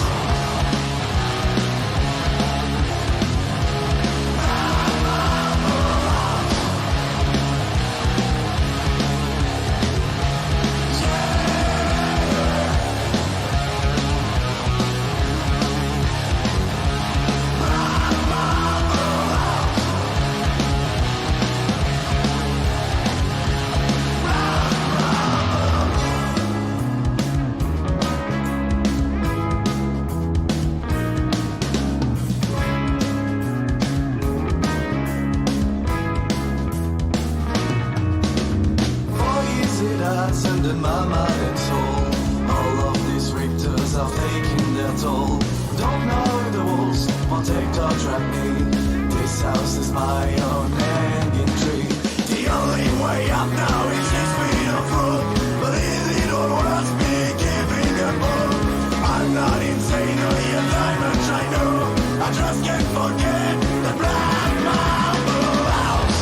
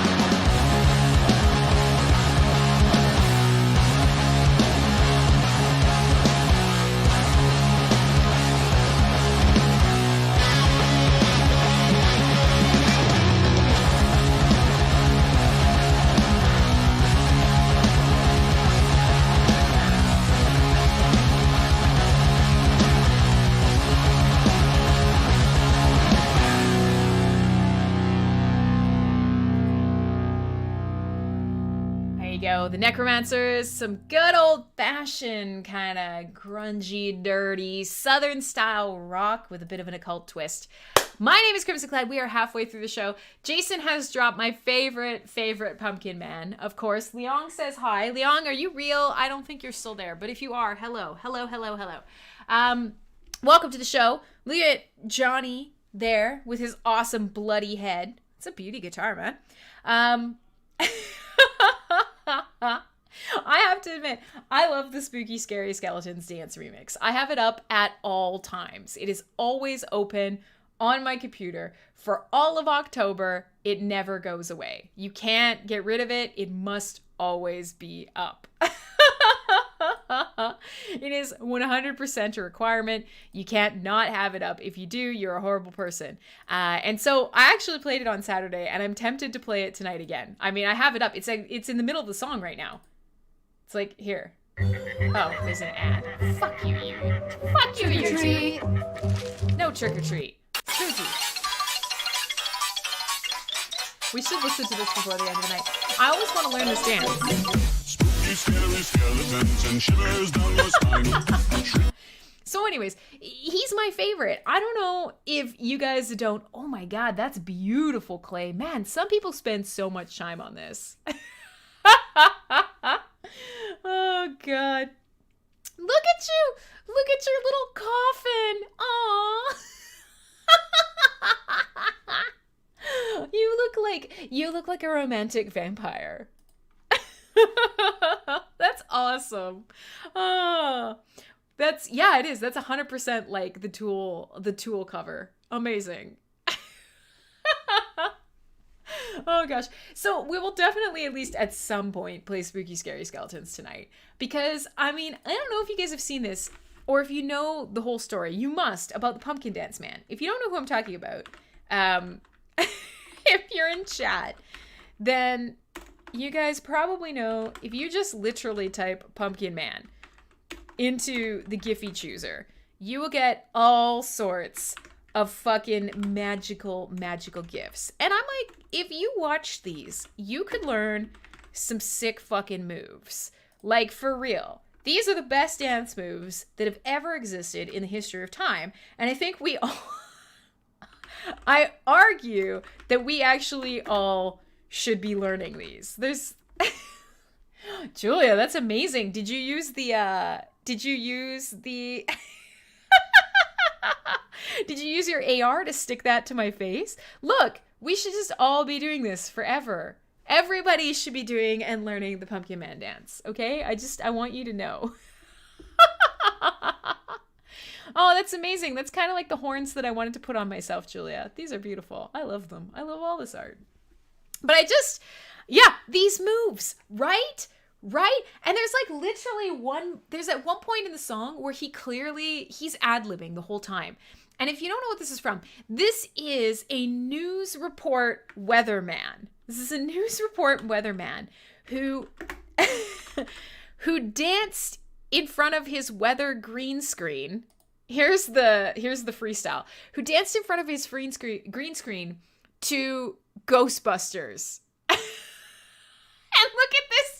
If you're in the Discord, this will be funny. If you're not in the Discord, it won't mean shit to you. But there's this one point where you can see he's kind of run out of dance moves. So he starts running in place and just flailing his arms. And it's the greatest thing I've ever seen. And so every Halloween, I watch this. And I don't watch it once. I don't watch it 10 times. I watch it multiple times a day. Every day, starting from October 1st, usually right up until like Remembrance Day, because this is peak Halloween. And I just want to remind you, because you probably haven't seen it in at least 20 seconds since the last time I put it in your face. Now, the original dance, oh my God, Julia, I love that. The original dance is to the Ghostbusters soundtrack. But I prefer when it is sped up and put over a fucking slappy ass dance remix. So here you go. Bookmark this YouTube video. This is the only YouTube video you will need for the next approximately 20-ish days. Save it, love it, learn it, live it, pumpkin. God, especially the part where he just does this. It's amazing. Show us the moves. Yeah, I'm going to learn them. I need to learn them 100%. You'll never get over it. It's the best video. Watch it on repeat. Watch it forever. It's the best. It is great. And in fact, on Saturday, I played the whole thing on the show, and I actually covered my own face with the Pumpkin Dance Man, because that's what you're here for. That's why we're put on this earth, is to watch this man dance. I've given up on any semblance of having a metal show tonight. So now that you guys know that and you accept it and you've taken the devil into your hearts, that's what it is. Your mom, I'm learning how to dance. Just flails like a fucking crazy person. Ah, it's a delight. All right. So let me find at least one more track. Let me find at least one more track from the big list. And then we will come back and we'll finally talk about Poltergeist, because I said I wanted to talk to you guys about the Poltergeist movies. And then we just never did it. We just fucked off. I got all sad about fucking up the show and being a bad DJ and being exhausted and all that. And we just stopped talking about Poltergeist. And I wanted to talk about Halloween movies and Poltergeist. So let's do that. But let's play some music that isn't spooky, scary skeletons. Oh, Lord. Amazing. And, you know, by the way, worst. I know, I am the worst. Oh, Cly, you weren't here. I had such great plans for tonight. I had, if you're a Hellraiser fan, I had such wonderful things to show you. And then the Hive blockchain got in the way, and I'm just tired. And all of my electronics conspired against me, and I failed again. So, in the meantime, let's play some fucking more music. I would like to play a track for you called Lay the Ghost to Rest. And this is off an Insomnium album called One for the Sorrow. So this is an older Insomnium album. And this is a longer track. This is some beautiful melodeath, and it may be a little heavier. So for some of you, yes, see?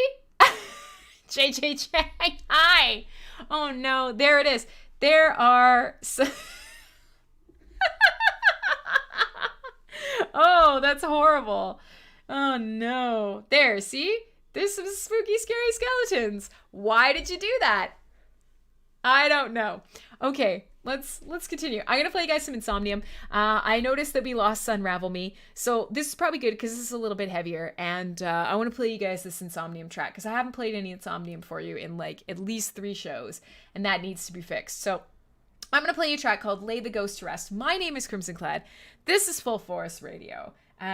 I'm going to endeavor to do better, friends, because the whole point is to grow the show, not slowly strangle it to death and kill it in obscurity. So bonus points, let's play some good music and we'll go from here. I'm still looking for one more person. I need one more person to send candy to. Marco thinks I'm not going to fucking send him candy in Serbia. You better fucking believe I'm going to send him candy in Serbia.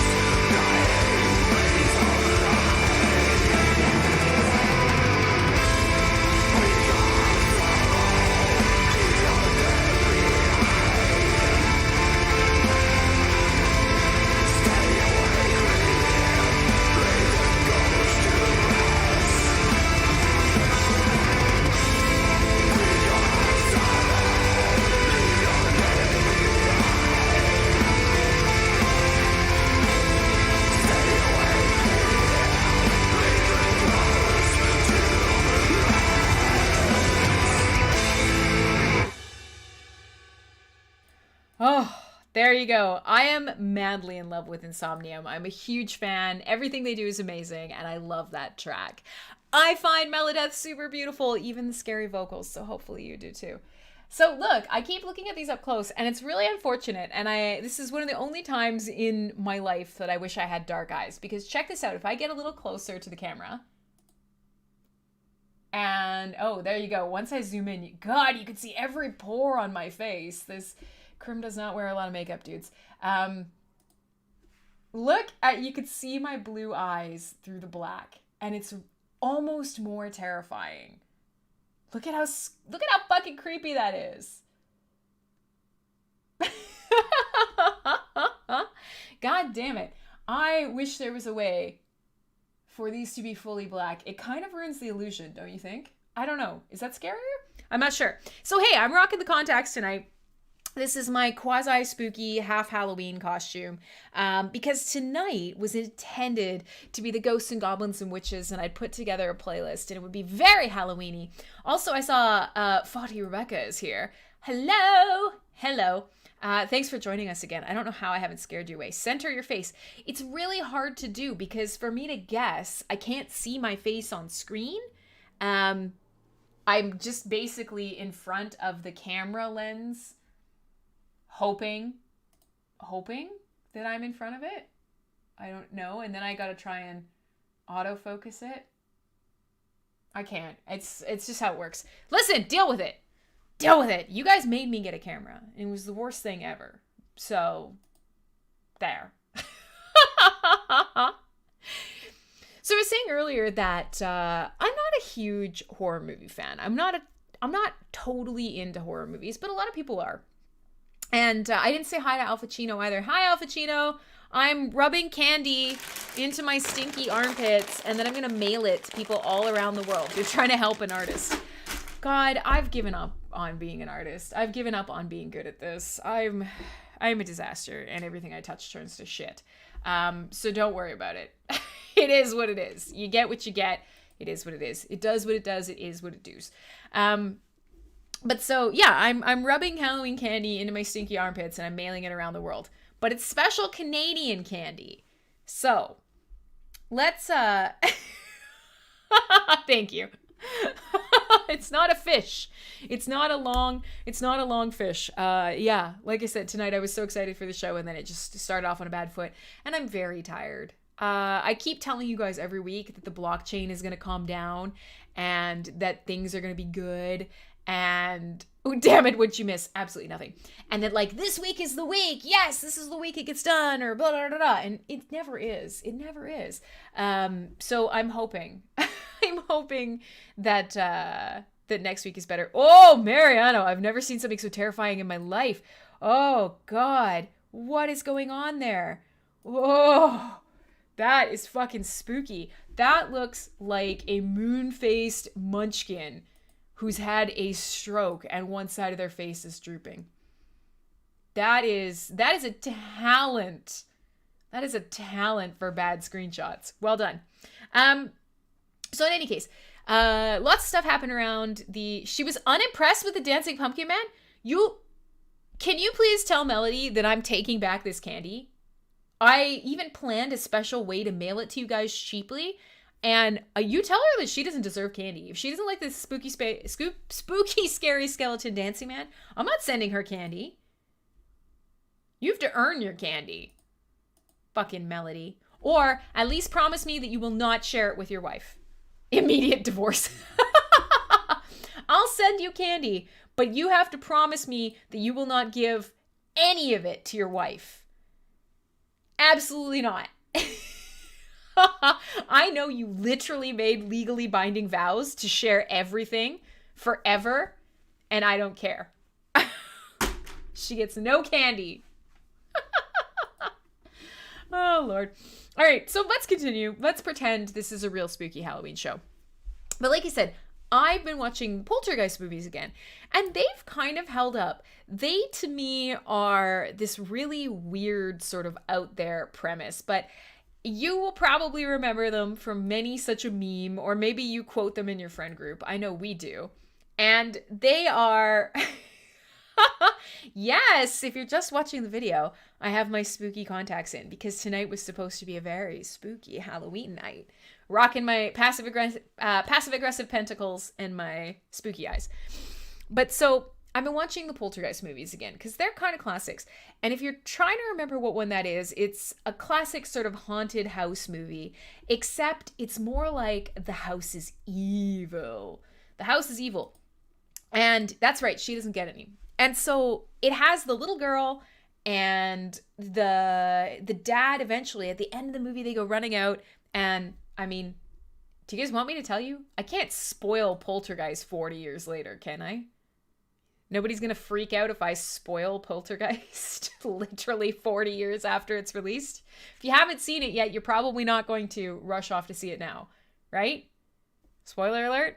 Maybe? No? Nobody says anything. So at the end, they go out and there's the swimming pool fills with water. The fucking rain is crashing out of the sky, the lightning.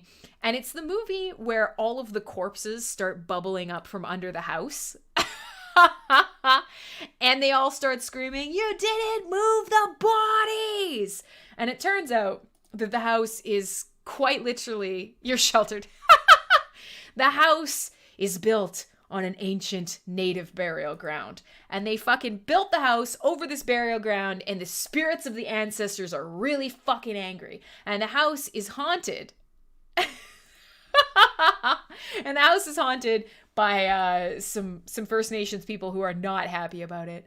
And so the whole Poltergeist movie, it's less of like a spooky it's less of a spooky haunted house movie and more of an actual sort of physical horror kind of movie.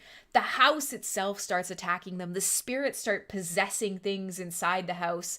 The little girl in the family is yeah, the little girl in the family is clairvoyant. Carol Ann! And she can see and communicate with the spirits, and the house is constantly trying to like steal her.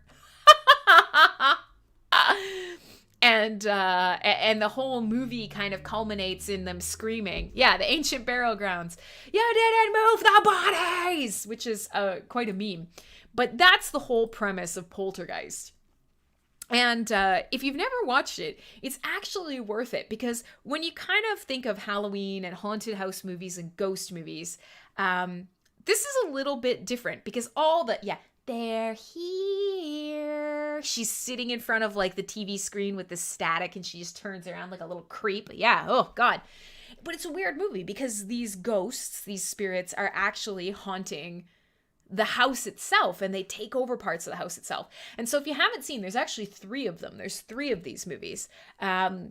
The second one, they move away. The family moves away from that first house because they're like, there's a fuckload of bodies at this house. This is a bad thing. They move to a second house and the spirits actually follow them. The spirits are so pissed off that they follow them to the second house. And the second movie, the spirits literally start possessing parts of the fucking house. And I was watching last night, the second one. I was watching it because I couldn't sleep. And there is a scene in this movie where the spirits possess the kids' braces. Now, just picture this for a second. The kid's braces become possessed, and the wires in his braces start growing and take over his entire face and like wrap him up in this barbed wire and fucking stick him to the ceiling. And then the wires are trying to like jam themselves in the power outlets to electrocute the kid. Like, this is some crazy shit. I don't know if you ever watched past the first Poltergeist. The first Poltergeist is totally a classic, but I don't know that everybody's watched 2 and 3. And 2 and 3 are seriously fucked up. They're not as gory as you would expect, but they use all these crazy practical effects. And I just realized watching these movies again last night, I am in love with practical effects in movies. You know, we're super lucky that we have incredible capabilities with computer animation now. Did you know that they used real dead bodies in the film? I didn't know that, but boy, that probably makes sense because some of those corpses are pretty heinous, I have to say. But so in 2 and 3, there's a lot of stop motion, there's a lot of in-camera effects, and it always looks better.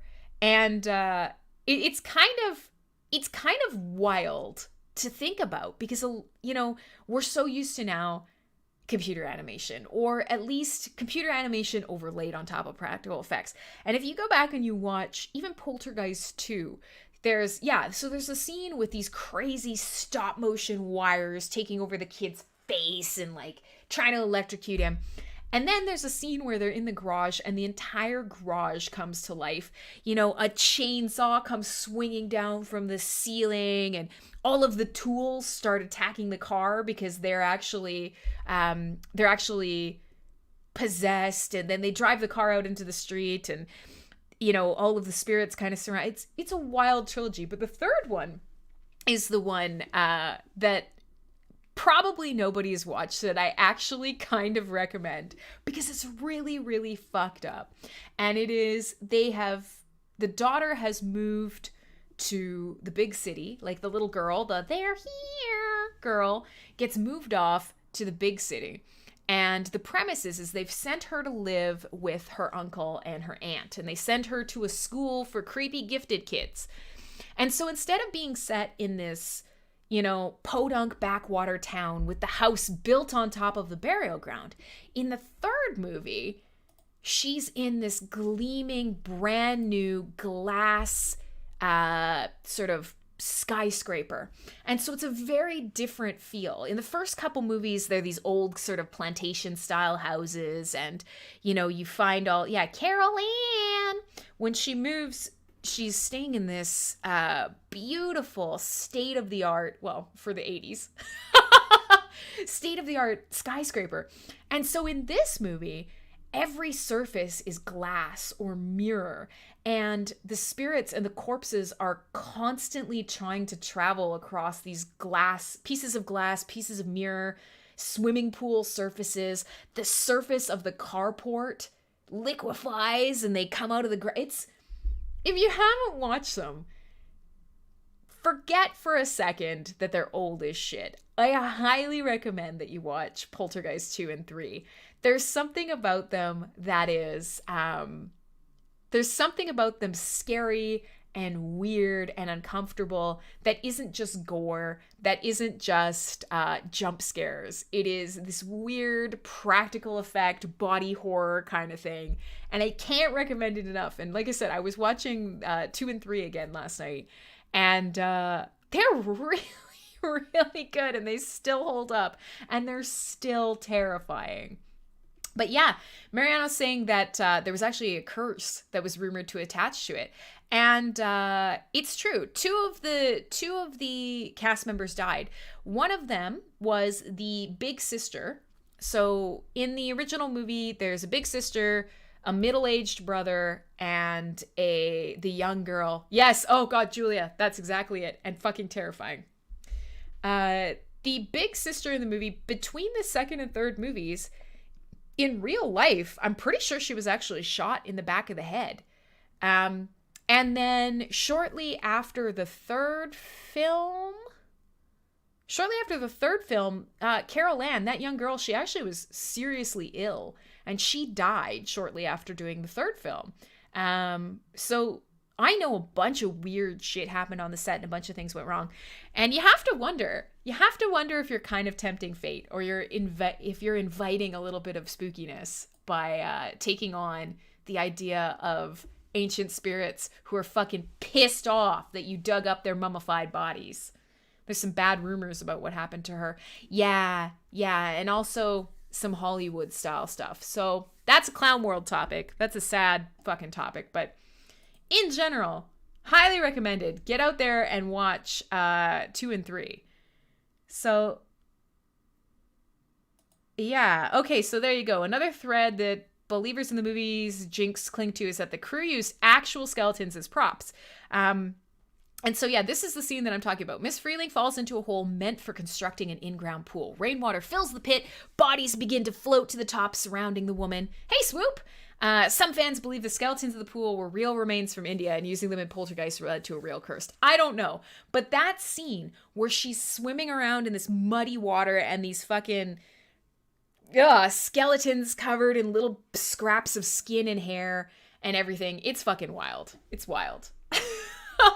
Soundwaves Photon always has a request. I actually know that Ron and Clay also have requests. We might even be able to fit them in here. So let me continue playing a little bit of music. I told you guys that I was going to play some more witchy, ghosty, ghouly kind of stuff.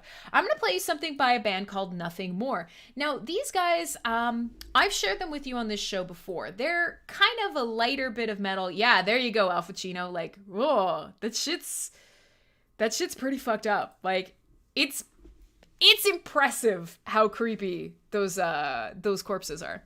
It's not gory, but it's terrifying nonetheless. So I'm gonna play you guys a track by Something More, and I've brought them up before because the last time that I played them for you, we were talking about their stage show. We were talking about how they built an entire giant mechanical sort of scorpion thing. Ron, I haven't even actually listened to it. I'm not even saying that. I'm not even saying that your music is bad. Once again, I've just disappointed the crowd around me. Listen, I told you, tonight's bad. It's bad. I had all these plans of what I wanted to do, and I'm not doing them, and I'm sorry. What can I say? I even tried to recommend you music today, and you hated it. I tried. What can I say? But so yeah, Nothing More. I was talking a little bit about how he's actually built by hand this crazy sound apparatus that looks like a giant scorpion, and that he rides it on stage and he kicks it and he punches it and it makes all sorts of noises and it's very wild. They just released a new track that is incredibly apropos for tonight's show. It's called Salem, Burn the Witch. And there were a lot of tracks about witches that I wanted to put in here, but I thought, you know what, let's do this one. This has got a little bit of a more rock and roll edge to it. It's a perfect fit for the theme, and it's a little bit lighter, which makes up for the fact that that last track was an 8-minute long death metal epic by Insomnium. This is a track by Nothing More, Salem, Burn the Witch. My name is Crimsonclad. This is a terrible Halloween show. Leave now. You may as well. We got an hour left, and just go. Go watch Poltergeist.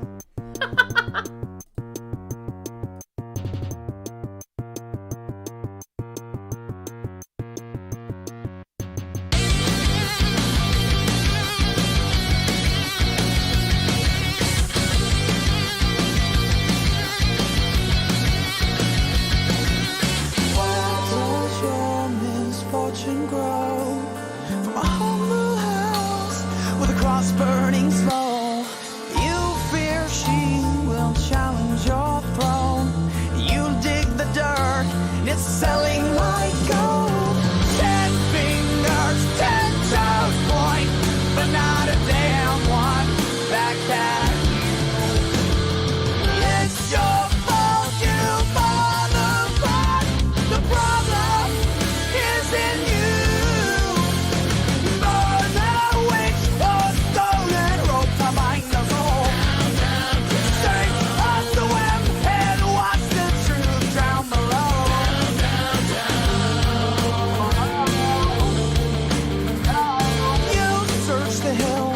Swift and true, look outside yourself, for it cannot be you.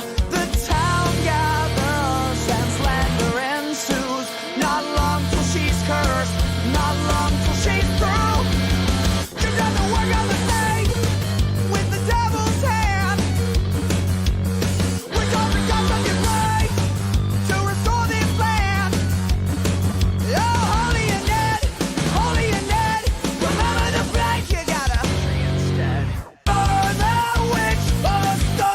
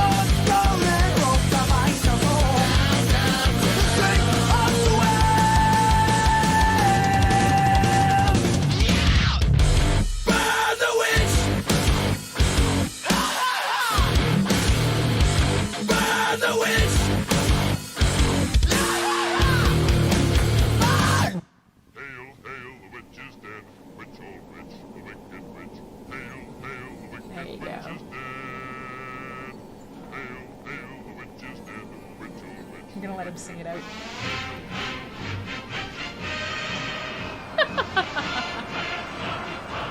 Speaking of midgets. Although I guess we can't call them midgets anymore. What were they? The lollipop guild? What were they? I don't know. Alright, there you go. So, nothing more. My name is Crimsonclad. Tonight we were doing kind of a spooky theme, and everything went shit sideways. And now we're just talking about bad movies and bad pumpkins, and I'm sending candy to people all over North America and all over the world. I'm gonna send some to Serbia. Marco thinks he's safe, but he's not safe. And I still have one more bag to give away. I'm gonna try and go looking for some more. It is really hard to find for something that people yeah, maybe, Mariano. I'm gonna see how we are doing for time. We're quarter past. I've got 2 more songs that add up to another 15 minutes. Maybe, baby. We will have to play some Halloween music next week. And like I say, there's a bunch of stuff that I was going to try and fit into tonight's playlist that I just ran out of time on. Okay, Cly, you can get this candy. I don't understand. The whole reason that I'm sending this to people is because this is a Canadian candy. People don't know what this is. And so I'm going to send it to them because they don't know what this candy is. This candy you can only get in Canada. And so I'm trying to figure out at best, how to send this to people. So people who have never gotten a chance to enjoy molasses kisses can do so. So I know you want me to send you candy, but you can get the candy. Is that Crim tells me no Slipknot for you? No, I mean, oh, for fuck. Fine. I'll play your guys' requests. Whatever. Let's do it. Big deal. Fuck it. Whatever. Just play Slipknot. Alright, what did you want, Clay? You wanted Slipknot, and you wanted a specific track, and you asked for it on Twitter, so I don't have it up. What's the name of the track, Clay? Fuck it. I'll play the track. Yeah, Crim hates us. I know. It's fine. Crim's hitting the wall again. Okay, let's see. You want a song called Snuff? Slipknot. Snuff. 1 second. There you go.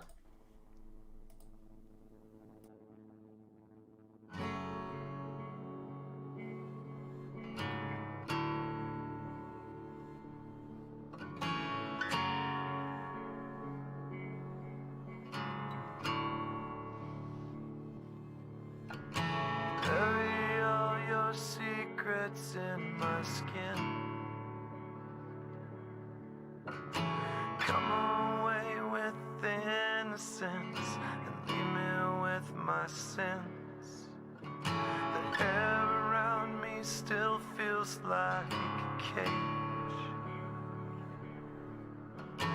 Love is just a camouflage for what resembles rage again.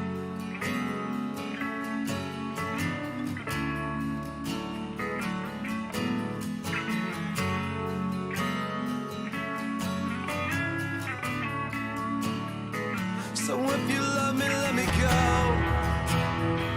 and run away before I know.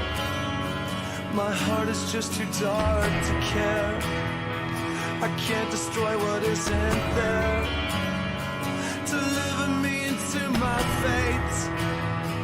If I'm alone, I cannot hate. I don't deserve to have you. My smile was taken long ago. If I can change, I hope I never know.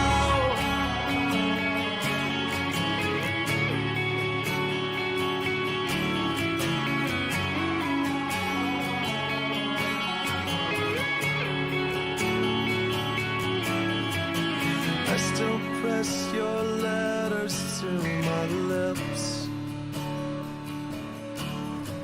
and cherish them in parts of me that savor every kiss. I couldn't face a life without your light, but all of that was ripped apart when you refused to fight. So save your breath, I will not hear. I think I made it very clear. You couldn't hate enough to love. Is that supposed to be enough?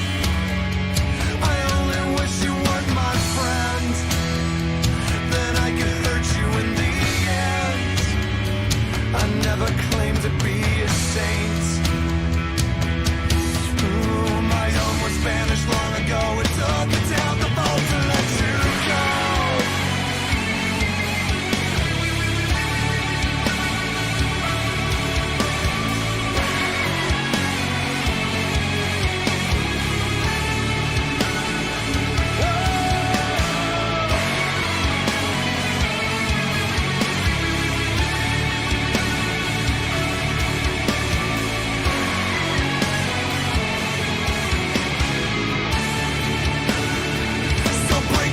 Against my stones and spit your pity in my soul.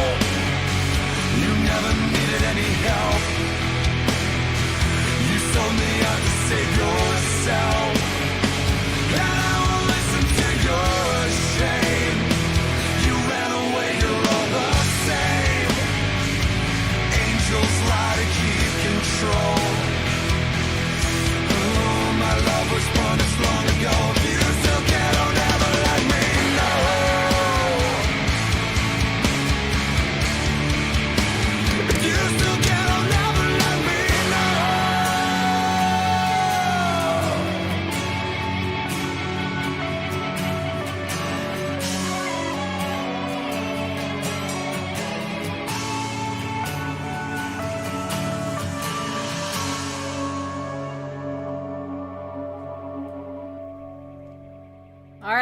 There, I played that for Clay because Clay thinks I was purposely trying to make him sad and ignoring his request. I'm not.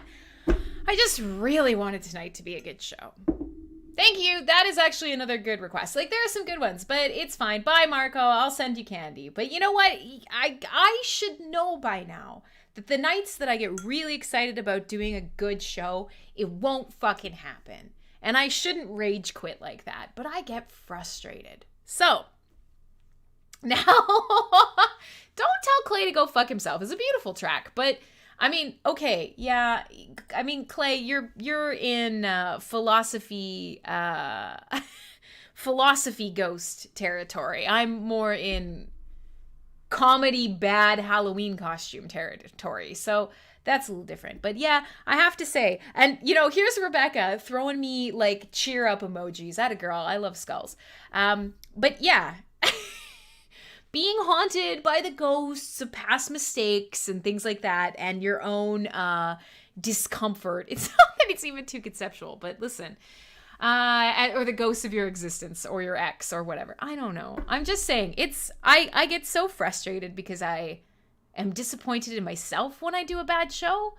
But then, when everybody fucks with me on those days, I'm not good at keeping it together. So it's, you know what? Fine. And then spike the candy and then storm out to get a drink. So on the plus side, I did get to play some of the metal that I wanted, and I still do have metal to play. So that's good. Kwa is here. You know, Kwa, you can go back to fake newsing. I think the debate is still happening. We were talking about how the debate, in its own way, is very Halloween-y because it's an angry, rude pumpkin debating the Crypt Keeper. Play a little piece of heaven from Avenged Sevenfold.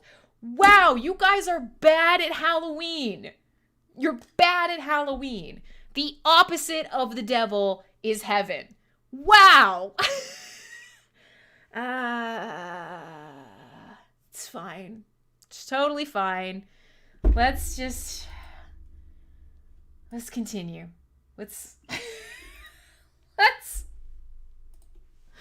Let's attempt to play some more music. So I wanted to play something fun and campy and Halloween-y. So they don't suck.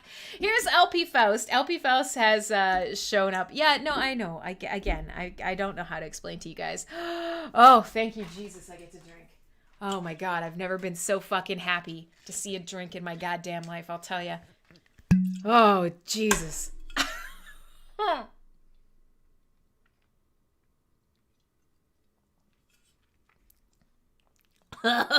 We doing end of the week COVID talk? Fuck no. My show is never COVID talk. What are you worried about? Okay. Oh. Jesus. I'm still looking for one more person to send some candy to. I have one more bag of Canadian kisses.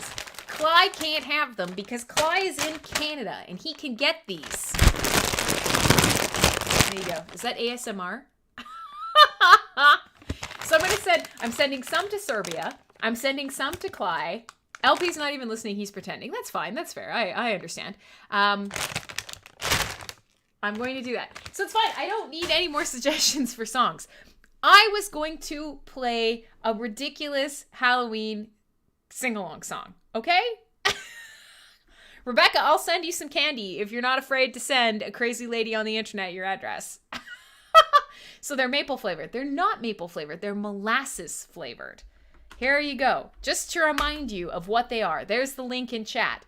Trick or treat. The story of Canada's cursed candy kiss. There you go. Opeth. Opeth is not a bad suggestion, Eileen. I actually played some Opeth last week before.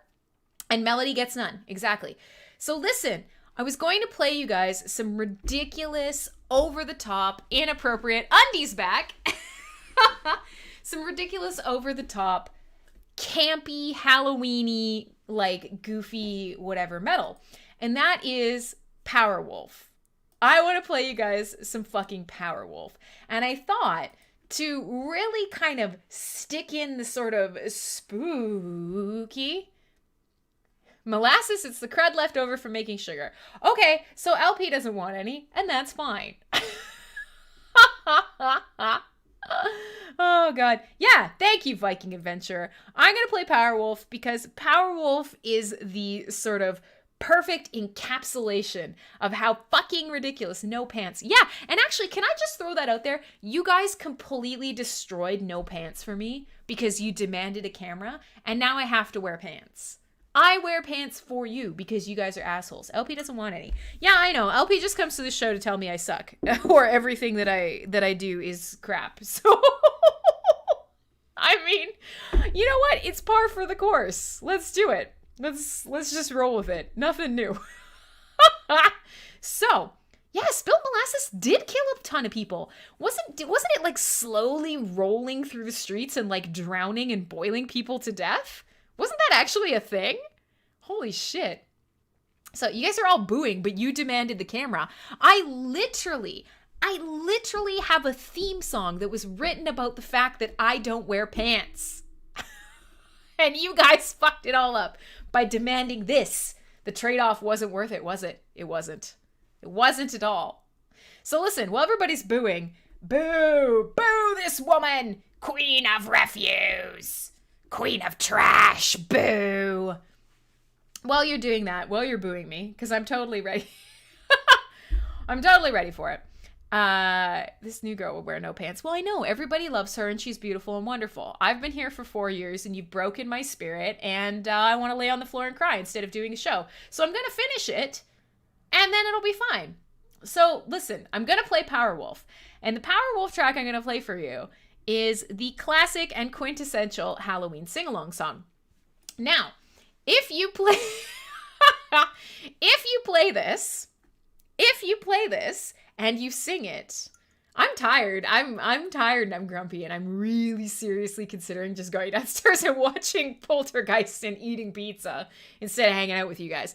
But I'm going to play Powerwolf because you need she does not look like a boy at all. Brah, where is the Iron Maiden? We always close the show with Iron Maiden. If you stuck around, you'd know that. So, yeah, everybody gets COVID talk. Nobody gets candy. And then, and the show is over. Flip the table. But it's not. Let me play Powerwolf. It is the perfect sing-along song.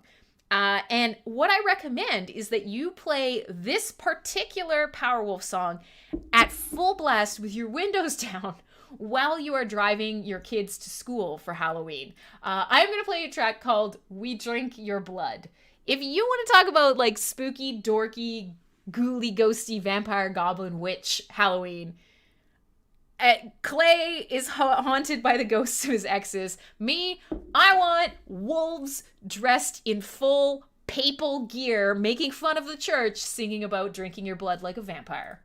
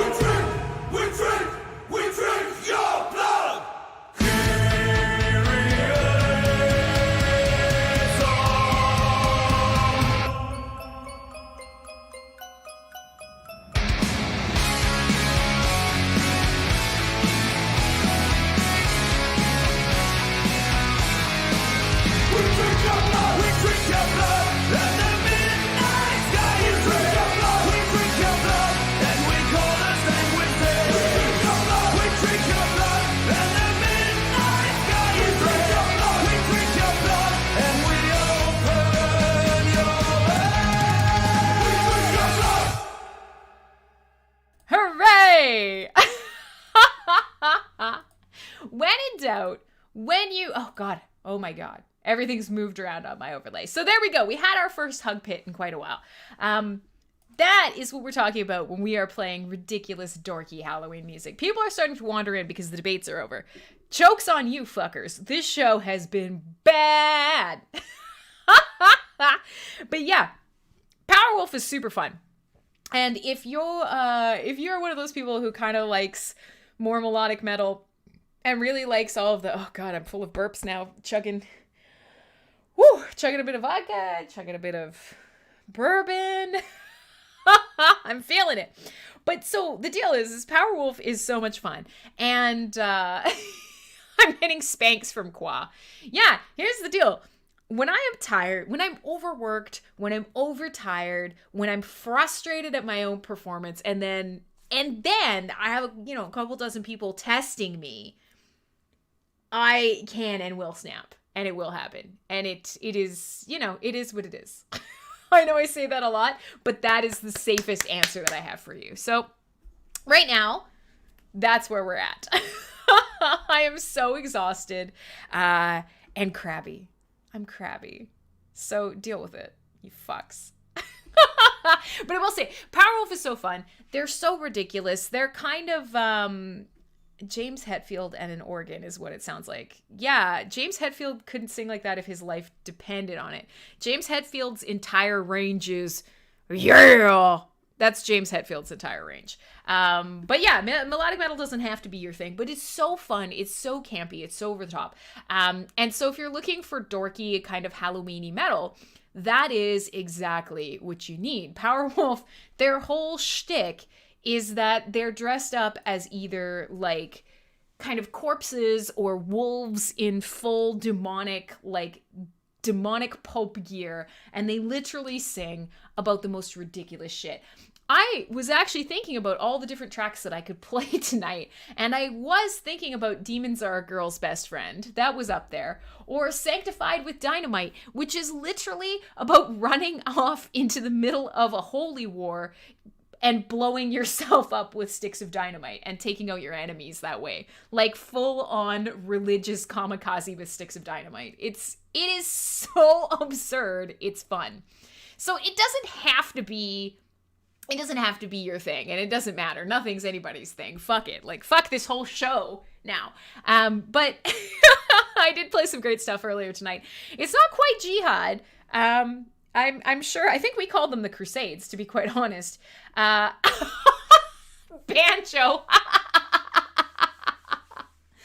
But yeah, I mean, if you want to make a good impression on the people in the community around you, and you want to play some great music for your kids for Halloween, teach them to sing that song as you slowly roll by the school. If your children are all singing, "We drink your blood and the midnight sky is red," as you drive by the school, you will probably have more time to spend together post-haste. But yeah, play Holy War. Yeah, it's funny that you they have a lot of songs about dynamite, to be quite honest. But it's funny that you mentioned Holy War, because there is an entire album. There's actually a couple. There's an entire album that Powerwolf has written about essentially being an asshole. And this is not the first time you've heard me sing Swoop. No, you're just yelling now for no reason. But yeah, someday I'm going to record videos again. I actually have a small video that I'm going to put out on Twitter tomorrow for NFT Showroom. But someday I'm going to record videos. Someday I'm going to post photography. Someday I'm going to go back to making my own art. I'd really like to tokenize an NFT. I'd love to do that, but, we'll get... I still have to do a bunch of shit for NFT Showroom's front end. So we'll get there. Just yeah, internalize it. But they have an entire album talking about killers with a cross and the sacrament of sin, fire and forgive. They're very in the name of God. All of these tracks are literally about doing a bunch of horrible things and then blaming it on your religion. So they are a good send up of all the terrible things that we've done over the course of our holy wars. So you need a nub whirl. That's rough. Even that term is disturbing to me. A nub whirl. Jesus fucking Christ. All right, so we're running out of time here. And I did say that I wanted to play a bit more music. I have one more track that I want to play for you guys. Now, we could pick one of two tracks. The band that I want to play, I'm going to finish with Iron Maiden because, I haven't in a while and I always do. And of course, LP Faust, if I don't, he's going to call me out on it. But I do want to actually, play a band called Sorcerer for you. Now, Sorcerer, the best way to describe them is like It's doom metal. They play doom metal, and you can very much hear when they play. You can hear Rainbow, you can hear Iron Maiden, you can hear Black Sabbath, you can hear all these influences. They have a very sort of classic metal, heavy rock and roll sound. And I've played them for you guys before. So we have two choices for tracks from Sorcerer. We can either play a track called The Gates of Hell or The Hammer of Witches. Either of those we can play. 20 more minutes, you can do it. I believe in me. I fucking believe in me. No, not Power Slave. I think I played Power Slave not that long ago. But yeah, so Hammer Viking Adventure is immediately there and immediately wants some hammering. Yeah, we can play The Hammer of Witches, which is all about killing witches, obviously, fucking witches, or The Gates of Hell, which is riding down the Maw of Doom. It seems like everybody wants to get hammered right now. Everybody wants to hammer some witches. So yeah, okay. So you guys, Quasses, you hammers girls on Friday nights. No, you don't. You come to listen to LP's show, so there's no way no girls go anywhere near you on Fridays. Oh, all right. So, oh goodness. All right.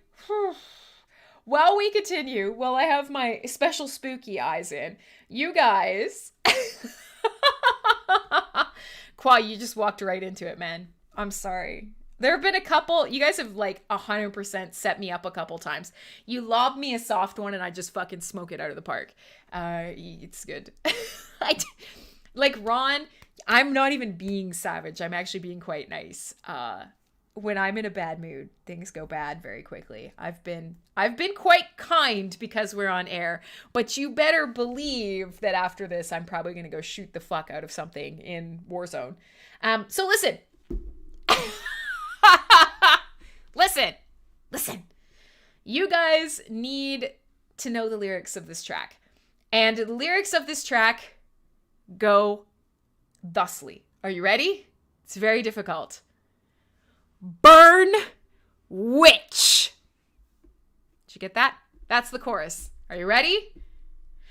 Burn witch. That's it. That's the chorus. Think you can handle it? All right. I'll give you guys a chance here. Make sure that there's someone near you who will last Crim show because she's gonna Ann Hero. No, I'm not. Don't stop wishing people suicide. That's ridiculous.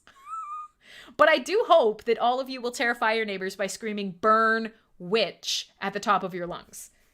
You guys, listen. If anything, I have a lot of firearms and I'm gonna go up and put some really expensive holes on paper. That's what's gonna happen, okay? Safety first. All right, so here you go. I'm going to play you guys The Hammer of Witches. You will know exactly how to sing along on this because the chant is actually literally just burn witch. My name is Crimsonclad. This is Full Force Radio. This was supposed to be like a fun, lighthearted, spooky Halloween show. It's been a disaster. Technical difficulties, tired Crim who can't get her shit together, more technical difficulties. Nobody's happy with the music choices, and I actually basically didn't get to dedicate any time to the show. The only thing that went right is I managed to put my eyeballs in. But I've got 15 minutes to put some good music in your ears, so burn, you fucks, burn.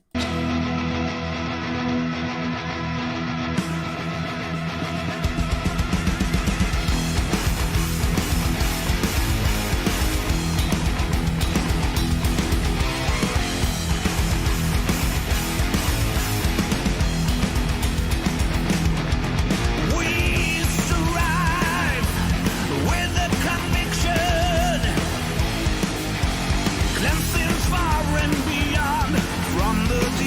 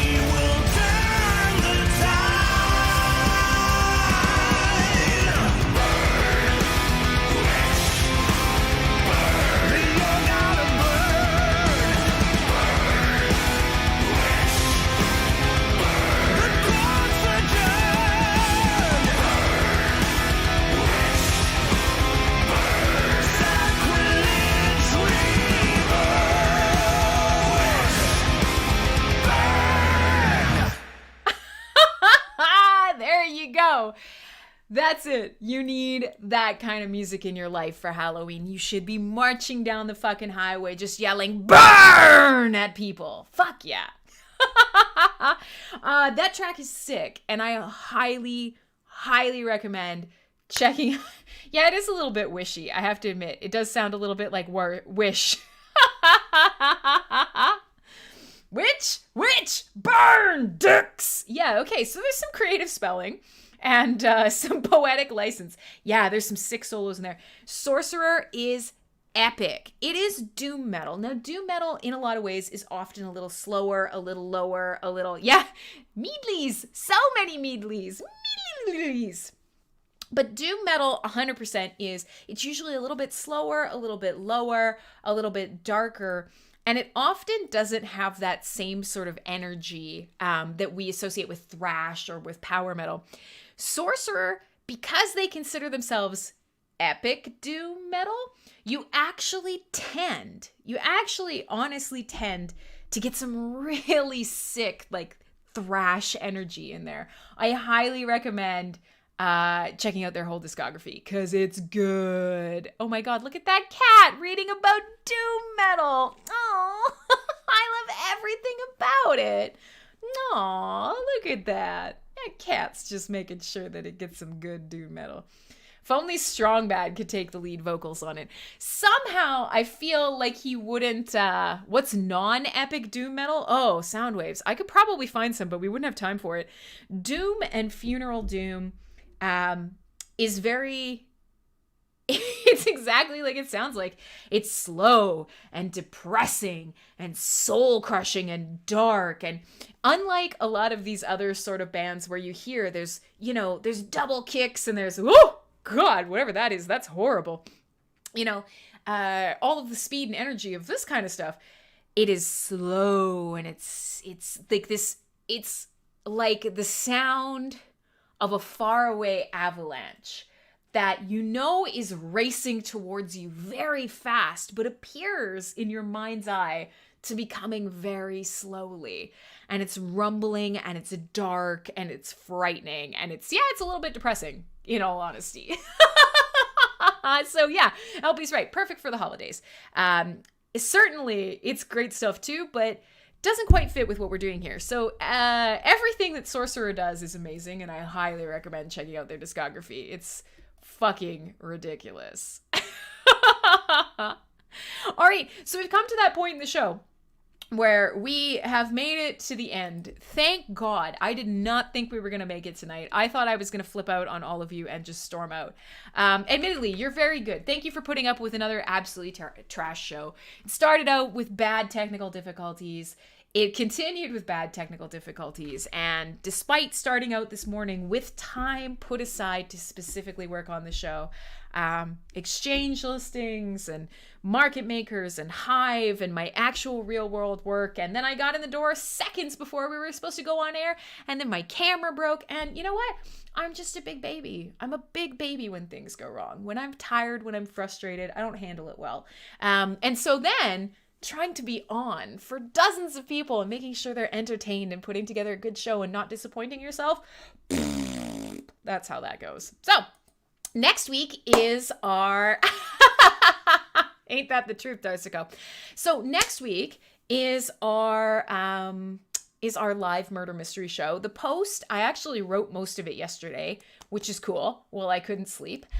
So I'm going to put it up probably tomorrow. I'm going to get some of you who have already reached out to me, who have already talked about wanting to participate. I'm going to get you, we're going to kind of figure out, what does this look like? What do you need? Do you have a camera? For those of you who are here who have been listening, if you want to be part of the live murder mystery show next week, let me know and we will work it out, because I want to figure out how many participants we have, how many we can potentially have, and start planning for it.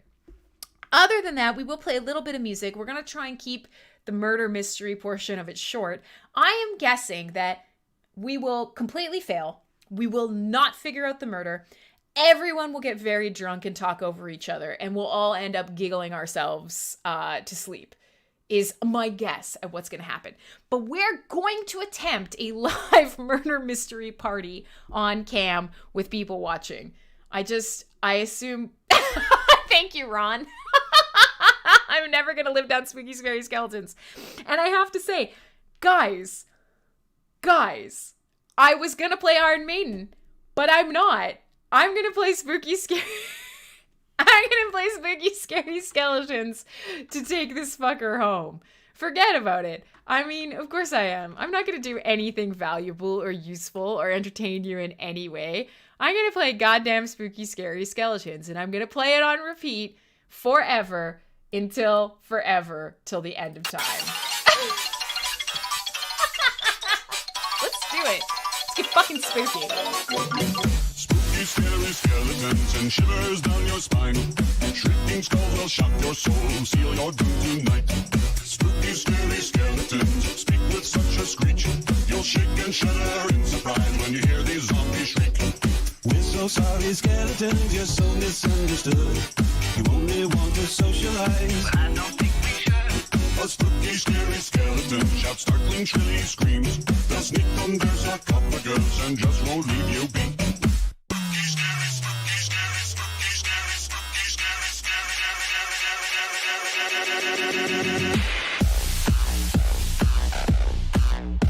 shouts.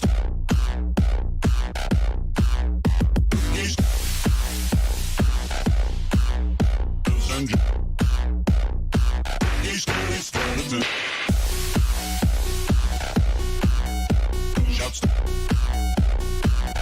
shouts.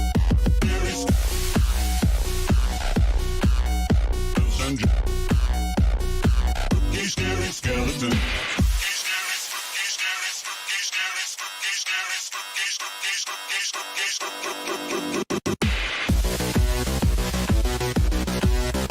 Shouts.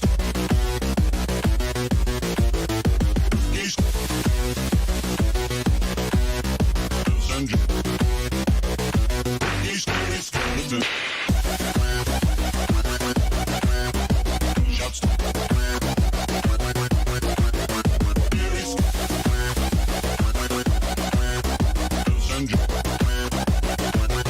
Scary skeleton.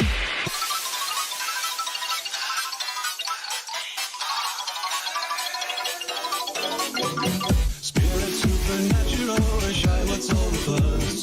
The bags of bones seem so unsafe, it's semi-serious. Spooky, scary skeletons are silly all the same. They'll smile and scramble slowly by and drive you so insane. Sticks and stones will break your bones, they seldom let you snooze. Spooky, scary skeletons will wake you with a